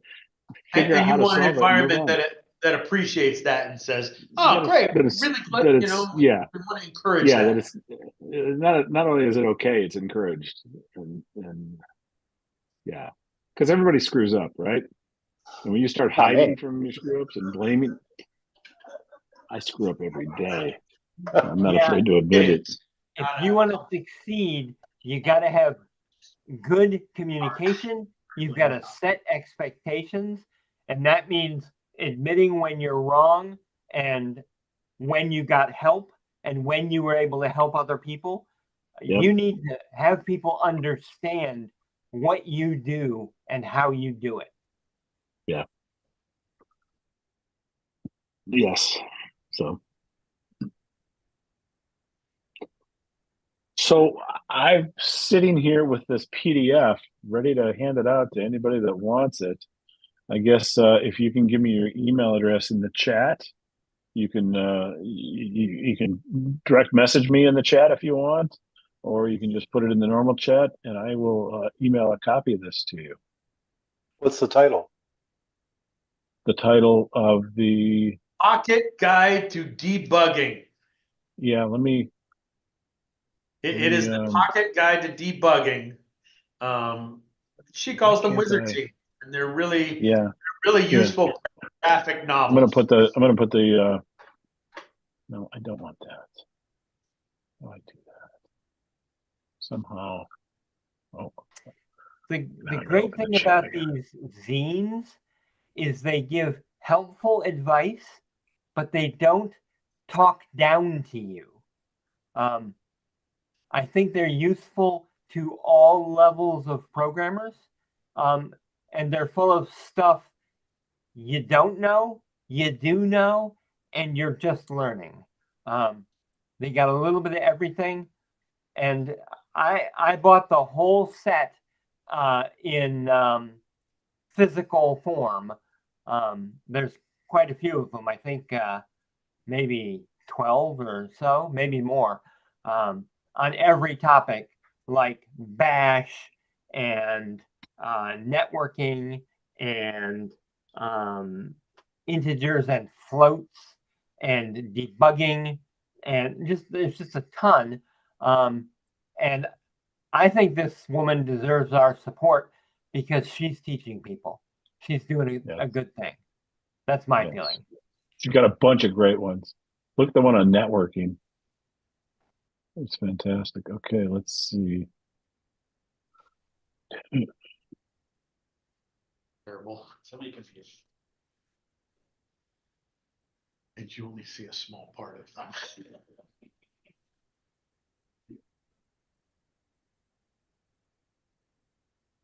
This is a zip file that's got an HTML and a PDF that I'm sending.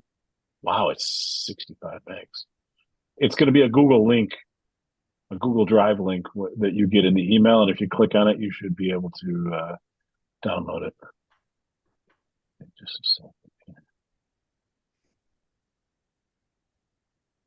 Rich, let's give me your email before you go.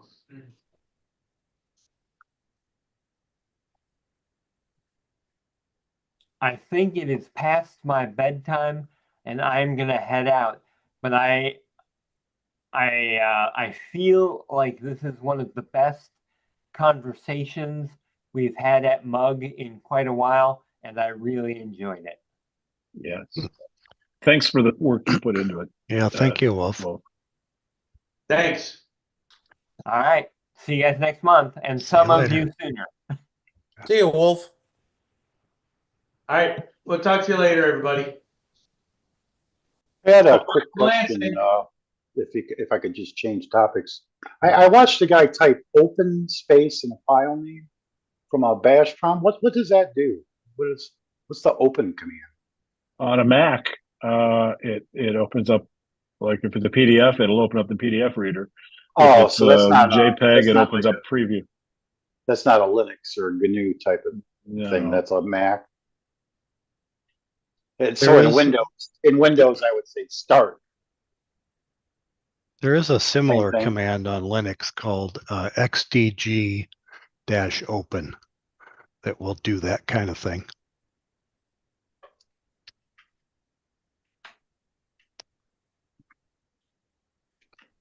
It uses the default application for whatever file. Yeah. Richard, I need you to put your email address in the private message, or in the chat. Oh, there it is. There it is.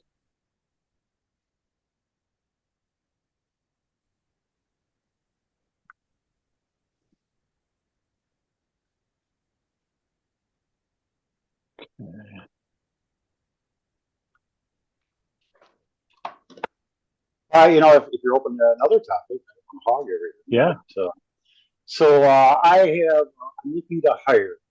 I don't hire. I'm not the HR department. I'm just the gray beard. And my HR department says, we can't find anybody to work in our call center. And I asked them, how much money are you offering somebody? Well, it depends. It depends. And that's not my style. So I nailed the boss down and I said, how much can I hire somebody for? And she said, $17 an hour. I think that's $35,000 a year. Mm-hmm. So my question to you, and you guys are all probably making more than that, but is that a reasonable salary for somebody that's got some brains that can pick up the phone, get an error message, maybe walk them through some computer stuff and speak Michigan English at the same time?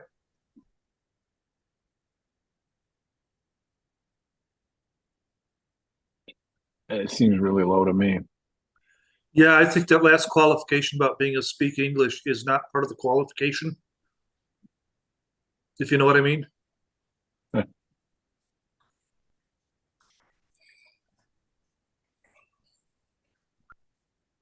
I think maybe Mark, did we lose Mark? His video is frozen there. Yeah. I don't know. I sent out the PDF to 7 people. Did I get them all? Yeah, thank you. Did you guys get your emails?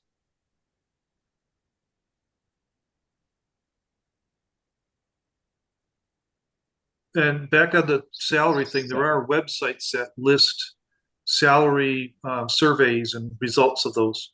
So you can get some idea of what's out there. Yeah. What'd you say? $17? I think we lost Mark. Yeah, maybe he'll reconnect.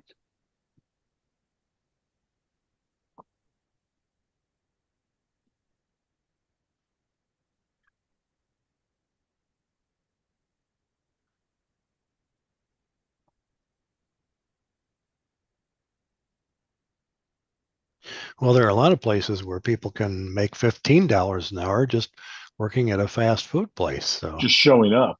yeah, yeah. So Yeah. I'm sorry, 17 is probably a my little low. internet died. My We WoW lost you internet. there. I had to switch over to my T-Mobile hotspot. Yay, baby! Back up in. Yay. Oh, we I we can go seem get, we I'm gonna seem go get Starlink now, man. I gotta be online all the time. I think it is.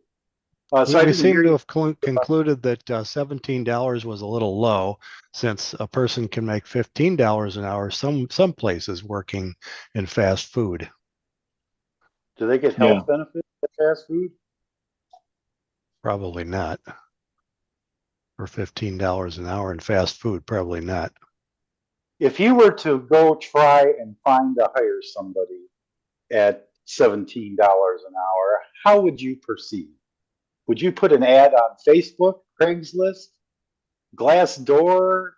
It seems like online resumes are just a joke.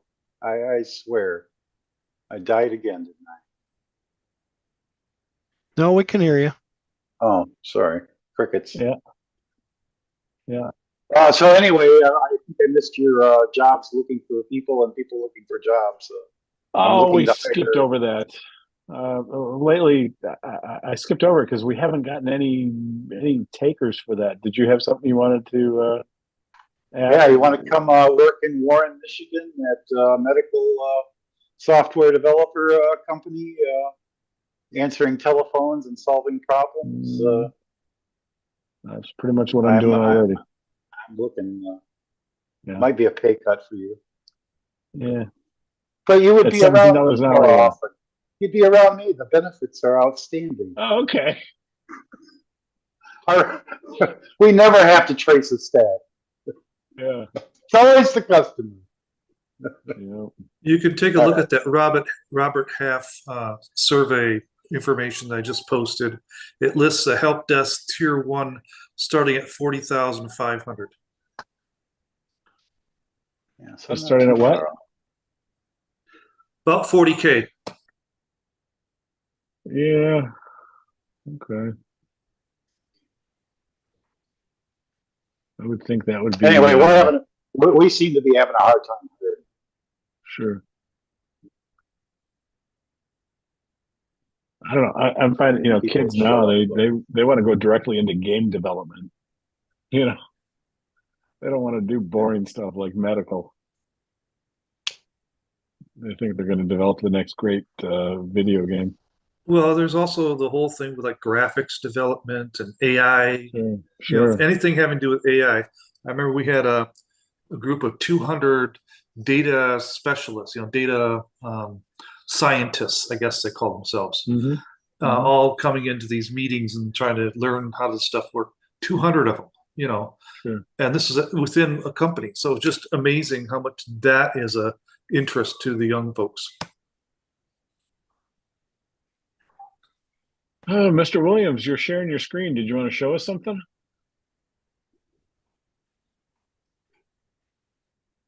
Yeah, I was trying to show you something, but forget it. Okay.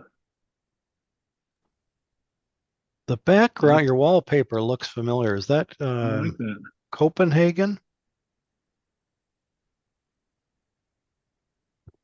Italy? Italy, maybe? No, the words on that building back there. Oh, yeah.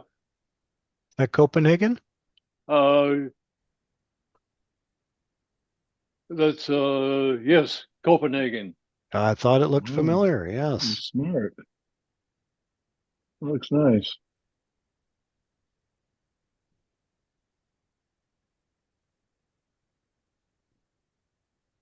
It's a beautiful city. Yeah. They've got the Tivoli Park there too. Boy, that's a really go there after dark. The beautiful lights they have throughout there. Huh. Yeah.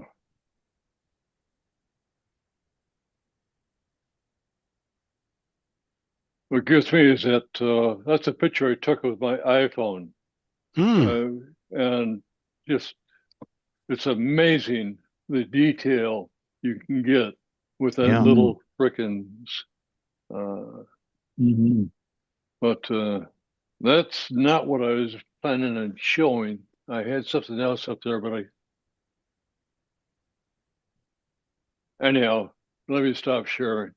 Okay. That is a Well, nice thanks for picture. I showing your really like that. wallpaper. That's very nice. Yeah. You know, that'd make a great jigsaw puzzle, that picture, Yeah, wouldn't it? it would. The I don't know, maybe likeness it'd be of the too colors. easy. Yeah. I think it would be a challenge. Yeah. I like that. Okay, how do you stop sharing? Oh, there it is, right there. Okay. There you go. If there's not a site that you can send a photo like that to and get a jigsaw puzzle back for it, we should start one. Yeah. There has to be a place you can just send them a photo and they'll send you back. Okay, so real easy Google search, custom jigsaw puzzle from photo. Yeah, puzzleu.com. Yeah, I thought so. Yeah, Snapfish, Vistaprint will do it. Yeah. Oh, I got another one. PICZZLE. I got another puzzle for you guys. You know, Google had this program called Picasa, Yeah. and it was before they had Google Photos, and it was so awesome because you could tag people. So I could, if it was your birthday, I could pull out all the pictures that I had that had you in it somewhere. Then Yeah. I could create a movie, but the movie had a feature that my face would always be the center of the picture that was showing. So if it had to like move the picture around or resize it, my face was always in the middle. Have you ever seen that? How can I do that nowadays without Google Picasa? Well, And I'm a Google photo fan. Yeah, Google Photos is always trying to sell me something. They should have an option to do that. Should being the key word. Yeah. Well, they got a whole range of products they're always trying to sell me. Well, Apple now has a new ad out. They just started showing where they have iPhone 16 or whatever that has AI incorporated in it, and you can take photos and make movies out of them. It's not quite as much as you were talking about, was selecting the face and moving the face around, but I think it's kind of the same concept. I don't even know what the terminology is, you know, to search for programs that do it. What Google words would you search for? But it was so cool. You start with face recognition. So in my lab, there were some guys fooling around with artificial intelligence that would recognize like traffic lights and the signs on the side of the road and all that type of thing. And so that technology, that was a few years ago. I'm sure has moved way far beyond what I'm lazy. I want to just punch a button. Yeah, to a directory and be done. Face recognition and all kinds of recognition. So you can actually program AI to do that. So you have and I'm living it. I'm doing it right now. Okay. You're able to make a movie that moves your picture in the middle and then dissolves other pictures into it. You can upload a file. Okay. You can upload to Google Photos, and then you can go to Google Takeout, and Google Takeout will give you a JSON file with the information of like who's in the picture. So it's pretty easy for me to get pictures with just me in it. But and the JSON file might even tell me where the picture, but it seems like it's such a cool feature. It was out 10 years ago. Yeah. Why is the world not on fire doing it? So I've seen AI that will describe the picture and say there is a gray bearded man with glasses on his forehead, or and describe how old he seems to be and that type of thing. That was like, again, a couple of years ago that we saw that. So I think obviously most of what you're talking about is probably been out there for a while. I haven't seen anything that actually will center on a specific face and that type of thing. There are, as you said, software that will allow you to remove, background characters and that type of thing, and fill in the space that they were in before. I've seen that even advertised on TV now.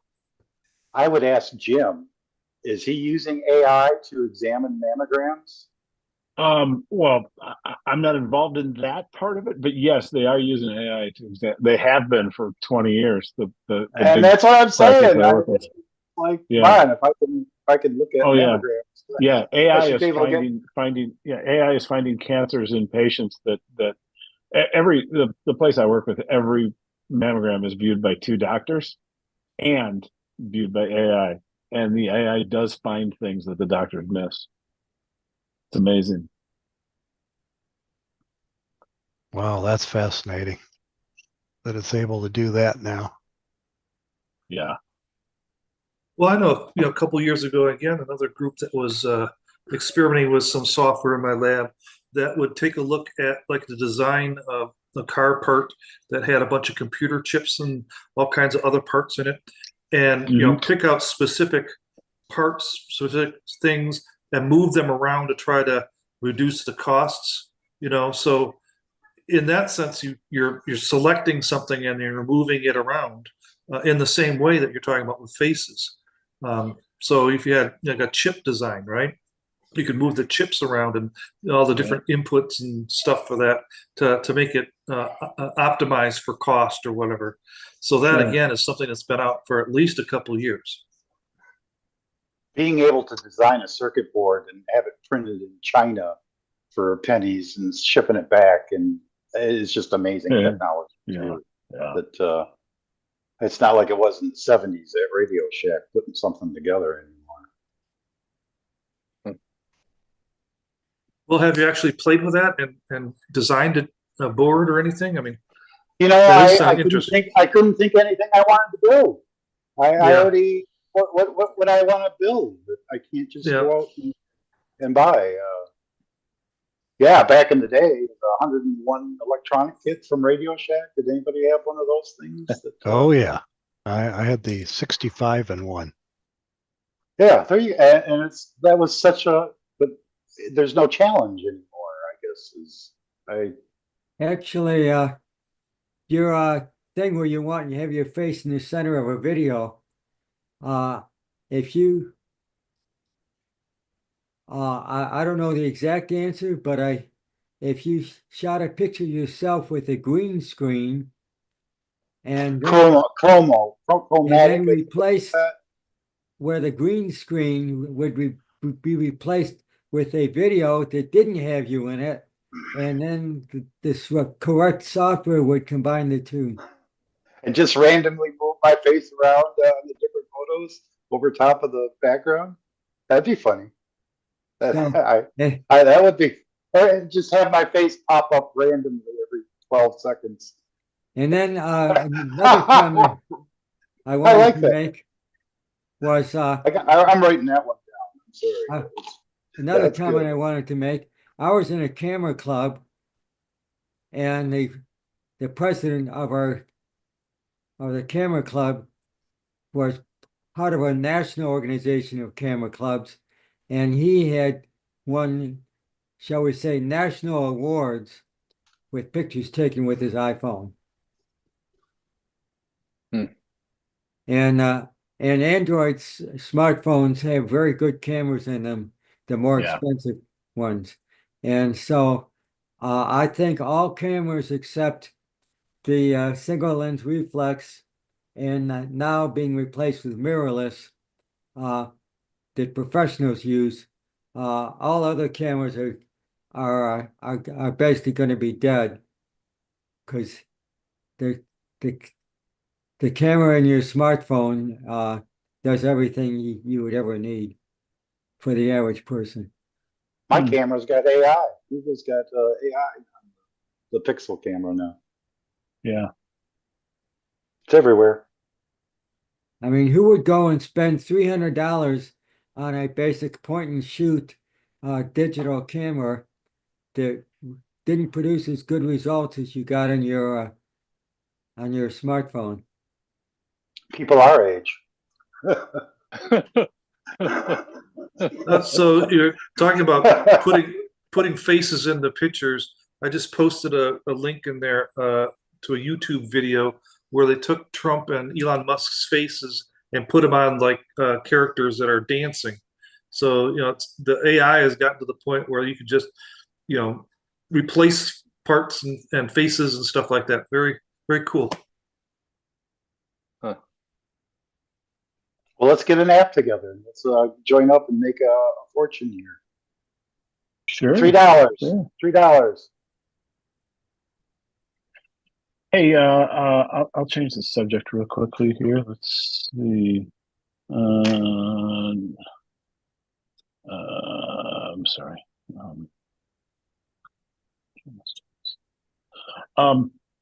Scott Belnews, he's on the meeting tonight. He and I today went to a tour of the Amazon fulfillment center in Pontiac, Michigan today.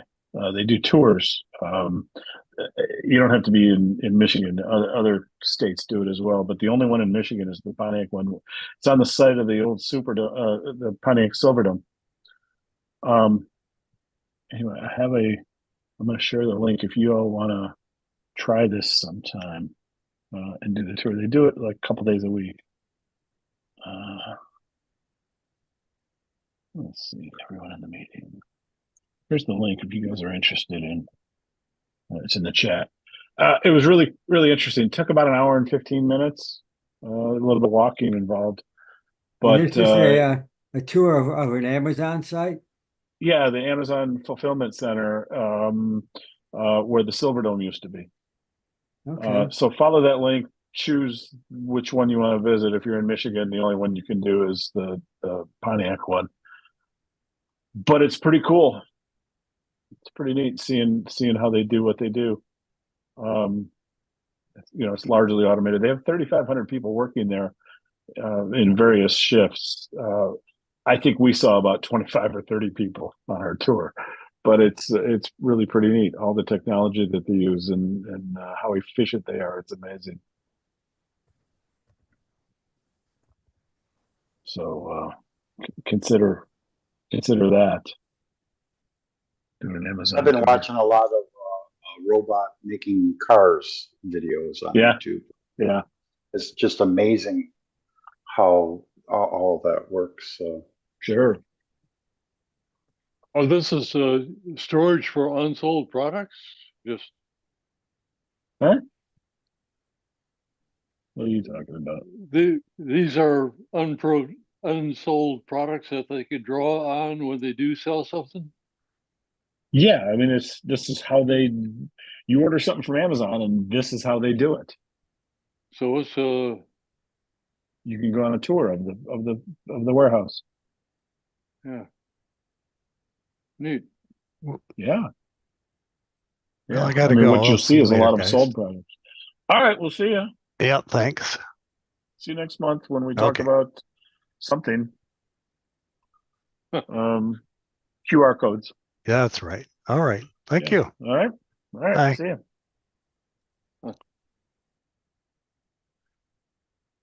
Now there was a AI assisted design tools that they were working on. So you put on like a headset, like Oculus Rift or whatever, and you have a car in front of you, and you can modify the car, change the size of the side view mirror so you have a different view, and then you can look into the mirror and see what the mirror would give you if it was sized differently, and then move the buttons and the switches and the dashboard around to see how that would look, and really cool stuff like that. We're a long way away from the old clay models of cars, aren't we? Yes, very much so. Yeah. Well, not only that, we're a long ways away from fixing our own vehicle. Yeah. Well, so did you see that there was a thing about the right to fix or right to repair? Oh, It yeah, was just yeah, big controversy. I think now that Trump is in, he's gonna step in and make the companies allow the right to repair. So what was it? Caterpillar, I think, was the company that was trying He's to going fight to against allow it. them to do that. That does not sound like something he would allow. No, That's That was, something like, because the John companies Deere. don't want to do it, and he's big, he's pro company, and Actually, I would expect he's going to kill that. I think Apple Computers had a thing where they didn't allow anybody to fix their equipment. Oh, now they'll you can buy any parts you need for an Apple, and they will rent you the tools to do it, because there's a lot of specialized tools you need, like to get the screens off of an iPhone Oh, and I stuff. guess Apple has changed the way they did things then. Well, I think they had They were to. forced. I don't know if it's the U.S. government or what, but yeah, all the repair stuff you need, including the tools, is available now. Yeah, I think at one time they had a restriction on that, but Sure. there may have been a lawsuit or something. I don't remember. There's Yeah, I they think brought so. that up. They Yeah. made me know about that. So maybe there was a lawsuit or something. Yeah, maybe. I'll change the topic yet again. This past week, Scott and I and Dave, is Dave still here? Yeah, Dave's here. We drove out to Maine. Scotty and I go out there every year. We do this little, it used to be the LTSP Developers Conference, but now it's just kind of grown into a little social event where we go out there and eat lobster, drink beer, and tell the same old stories over and over again. But we do it every year, and Dave went with us this year. And in total, it was about 2,500 miles of driving between Maine, and then Scotty and I went down to New York to see the David Gilmour concert. But the point I want to make is we drove my wife's car. She's got a 2024 Chevy Traverse, and it's got Super Cruise. That's GM's self-driving technology that works on freeways. And out of the 2,500 miles, we probably let that thing do the driving for about 17 or 1,800 miles. It's pretty cool. It's pretty cool. You're out there on the highway. It doesn't work in the city. It doesn't work. It doesn't know stoplights and turns and all that kind of stuff. But if you get on like 80 going east through Ohio and up into through Pennsylvania and up into New York, you set that speed and it goes. And if it needs to pass the car in front of you, it changes the lane, passes the car, changes back, makes turns and everything. It's So pretty amazing. This is basically a self-driving car if you're on the freeway. Yes, it only works on the freeways and very limited non-freeway roads. But we use the hell out of it, and it really takes a lot of the stress out of driving. A lot of the not stress, but a lot of the tedium out of driving. It's pretty cool. And what kind of GM car is this? So a Traverse, a Chevy Traverse. Oh, Chevy Traverse. Is that the only car that has this option? No, they got originally years ago when Super Cruise came out, it was only in Cadillacs, but now they're putting it in a lot of cars. Oh, okay. And like the Z71 model of the Traverse, it comes. That's one of the features it has in that package level. I wouldn't have bought Super Cruise, if I were like, if it was on my, if I'm trying to put together a car that I want to buy, that wasn't going to be a feature on it that I was interested in. But this car came with it. I had to buy her a car because she got in an accident back in April. So I had to buy a new car, and that car had Super Cruise. All right, let's give it a try. And we, like I said, we did about 1,700 or 1,800 miles driving with Super Cruise on. It was pretty cool. Well, my wife It was a nice has job. my wife has a 2018 Ford Fusion with the adaptive cruise control, and I was really Adaptive Cruise surprised. is a game changer. I know it was really cool when it would stop at a light when the car in front of you stopped, and when the car in front of you started up, it would just start up on its own. Yep. I was just surprised it did that. I won't buy another car without that feature. And Super Cruise is that plus steering, and staying in the lane and changing lanes to pass cars. It's like the next thing after adaptive cruise. I It's got on my the car it's on I my just bought. bucket list. Yeah. It's on my bucket list that 2 more generations of Tesla, and I'm leasing one because those things, when I watch the videos of them driving, it's just amazing. And in just another couple of years, Elon's going to I'm going to get in the back seat with a bottle of Jack Daniels and wake up in Florida. Is we my dream. one of the guys that came out to Maine. He flew from San Francisco. He flew to Boston, and he rented a Tesla Model 3 with the big motors, 2 motors. I don't know what it's got. Plaid. I think. I think the Plaid is the Model S. You can get Model S Plaid. This is a Model 3 with the fast, just like the performance version of the Model 3. And he gave me a ride in it, and I had to tell him that was enough. It threw me back in the seat so hard, and I can't explain it. How I likened it was being hit in the back of the vehicle by one of those wrecking balls, right? It was just bam, and you were moving very fast.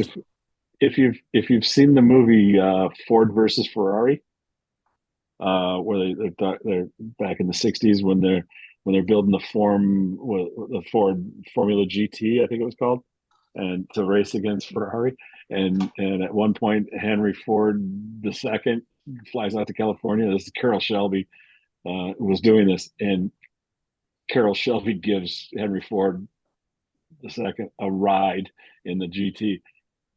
And have you guys seen that movie at all? Yeah, I belong to the Shelby Club, the local Shelby Club there in Michigan, You've seen and we went there as a group. Now, what you're about Yeah. to talk about is Henry Ford not liking and being scared and stuff. He said, Yeah. "No, that was not accurate. That was a Hollywood fabrication." It was a great fabrication, though. Yeah. But that's what it's like riding in that Tesla, and you walk away a different person. Yeah, 0 to 60 in 3.1 seconds. This is 2.9 seconds Oh yeah, wow. in this one. 2.9 seconds will bury your eyeballs in the back of your head. If you ever get the chance, go for it. I want the full self-driving. I'm an old lady Yeah. driver. I just want. Yeah, well, I'm That's old somebody school. I'm having my 66 Mustang upgraded. It won't be that much, but yeah, you'll definitely press you back in the seat when we're done with the upgrade.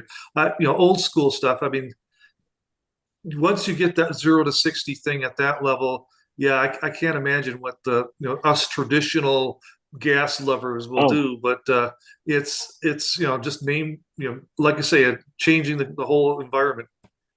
Oh, it's just Well, the thing shocking. is, how are you going to pay for the roads? You mean because of the gas taxes?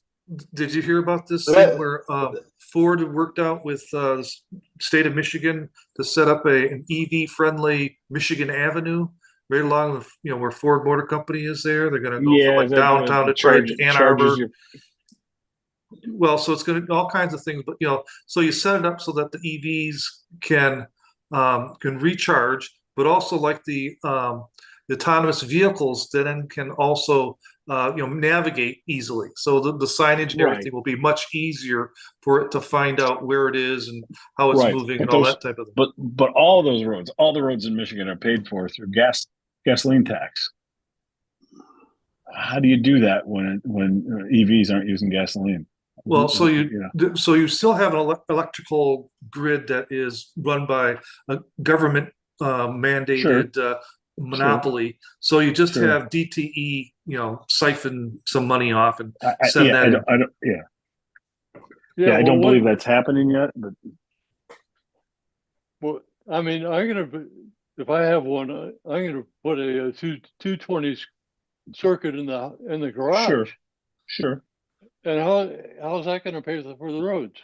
I mean, everyone's going to be doing it. Well, like what I'm saying is that's a detail they'll figure out. DTE will be sending the money in, so you're going to be subsidizing people who instead of a gas tax, there'll be an electricity tax. And that's already kind of being baked in. So if you want to put like all solar panels on your roof and not use the grid very much, you're still going to be paying a fee. They did this down in Nevada, where 30,000, 60,000 people or something like that put solar panels on their roof, and they had the numbers all worked out and everything. And then they found out, if they do that, the grid is going to fail because there won't be enough support money coming in. So what they did is just put a tax onto the electrical charges. So you just have this $20 charge on your bill every month, whether you use electricity or not. So you're just going to have an additional tax on your electric bill that's going to cover whatever needs they have.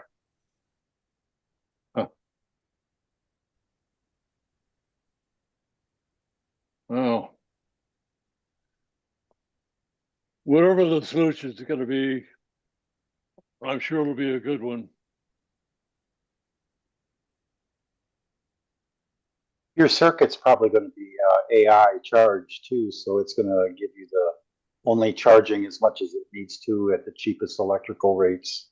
Oh, it already does that. So if you plug in like a Ford vehicle, you can have an arrangement with DTE that they will give you a second circuit that will charge only at night. And the car and DTE will communicate with each other and negotiate and determine. That's already in place. I think the world's going to come to gas stations. I'm just going to pull in and like an oil change place, and they're just going to drop the batteries that's an out of the experiment bottom. they've done. And I've seen I'm they've just going experimented. to Yeah, quick change battery. Yep, that's an experiment that people have been trying, as well as a thing where the charger comes to you. So you got They like can a car. charge. When you register your car, you register how much it weighs. We can just charge people by how much their car weighs. I mean, isn't that what damages the roads? Is the heavy vehicles? Well, license plates used to be billed based on the fee for a license plate used to be based on the weight of the car, but I don't know, 20 or 30 years ago they changed it to be on the value of the car instead.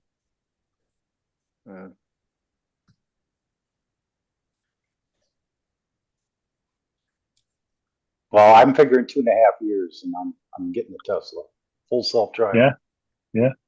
I'll meet you in Orlando. Well, Why don't so you get a Cybertruck? Elon Musk is saying buy it now and then upgrade the software later. It'll be a software upgrade that's pushed to you. He's been promising that forever. Yeah. Well, so it was really a big change to the whole infrastructure thing when he did a push that fixed the problem with the braking. So there was a problem. They introduced a vehicle and the brakes didn't work properly. They didn't put something in right, and they did a software push that fixed the problem. Of course, my position is they had a problem that they should have not sent the vehicle out with the problem to begin with. It's that old testing and diagnostic type of thing. They should have caught that before. But it changed the way that cars could be upgraded. And it was just like dynamically over the wire. Yeah. So Elon's going to solve the problem. 2 more generations of Teslas, the fuckers are going to fly. They're not even going to be on the road. They're going to fly, and they'll land right on your garage driveway perfectly every time. And people are going to be on Mars in 2022. We've heard a lot from Elon. We'll see. The dude nailed that rocket landing on the launch pad. Eventually. If the entire world didn't just say, "Oh my word, did you see that?" Well, his newest thing now is going to be refueling in space. So that's the next test. Your refuels in space. We're going to laser beam solar power up there. No, there's going to be tankers. Kind of like refueling. In-flight refueling that the military does. Right. They have to get a ton of fuel up there. That's how they're going to do that. And that's how they're going to get people to Mars, is they're going to have refueling along the way.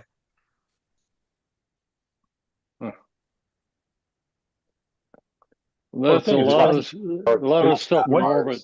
Once you get up there in space, it doesn't take that much to get you to Mars. So I'm not sure refueling along the way is necessary. I suppose if you want to turn around and come back, that's a different story.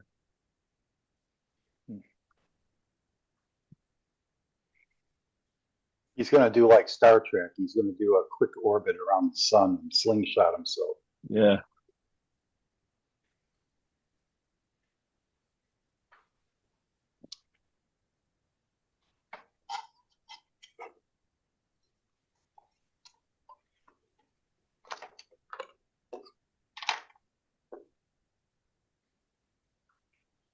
All right, I guess I'm going to go back to my AI world. Thank you guys. All right. Well, hey, it was great seeing you guys tonight, and hope you come back next month for the little talk on QR codes. Yeah, yeah, scams on QR codes. Print Do them up whatever on you want with- stickers and stick them on the walls. And see how You can many do whatever you want suckers with you it. can get, baby. I'm not responsible for what you do with it. Well, see, my wife watches The View, this popular show a lot of women Sure. watching and they put QR codes on the screen for ordering the merchandise that they're trying to sell. Sure, You know, sure. so that's sure. become a big thing. Is now that they'll just Yeah. take your cell phone, you can buy stuff right away. And now you can do it too. My AI powered website can be any Yeah, personality and take your credit card. No problem. Okay. Our simple All right, guys. flyers that we used to have, I haven't updated it now that we're meeting back in person, but it's always had a QR code.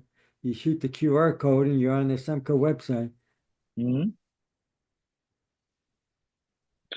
All right, so I'm gonna when I log out, everybody goes away. So it was great to see you guys tonight. We'll see you next month. All right. All right.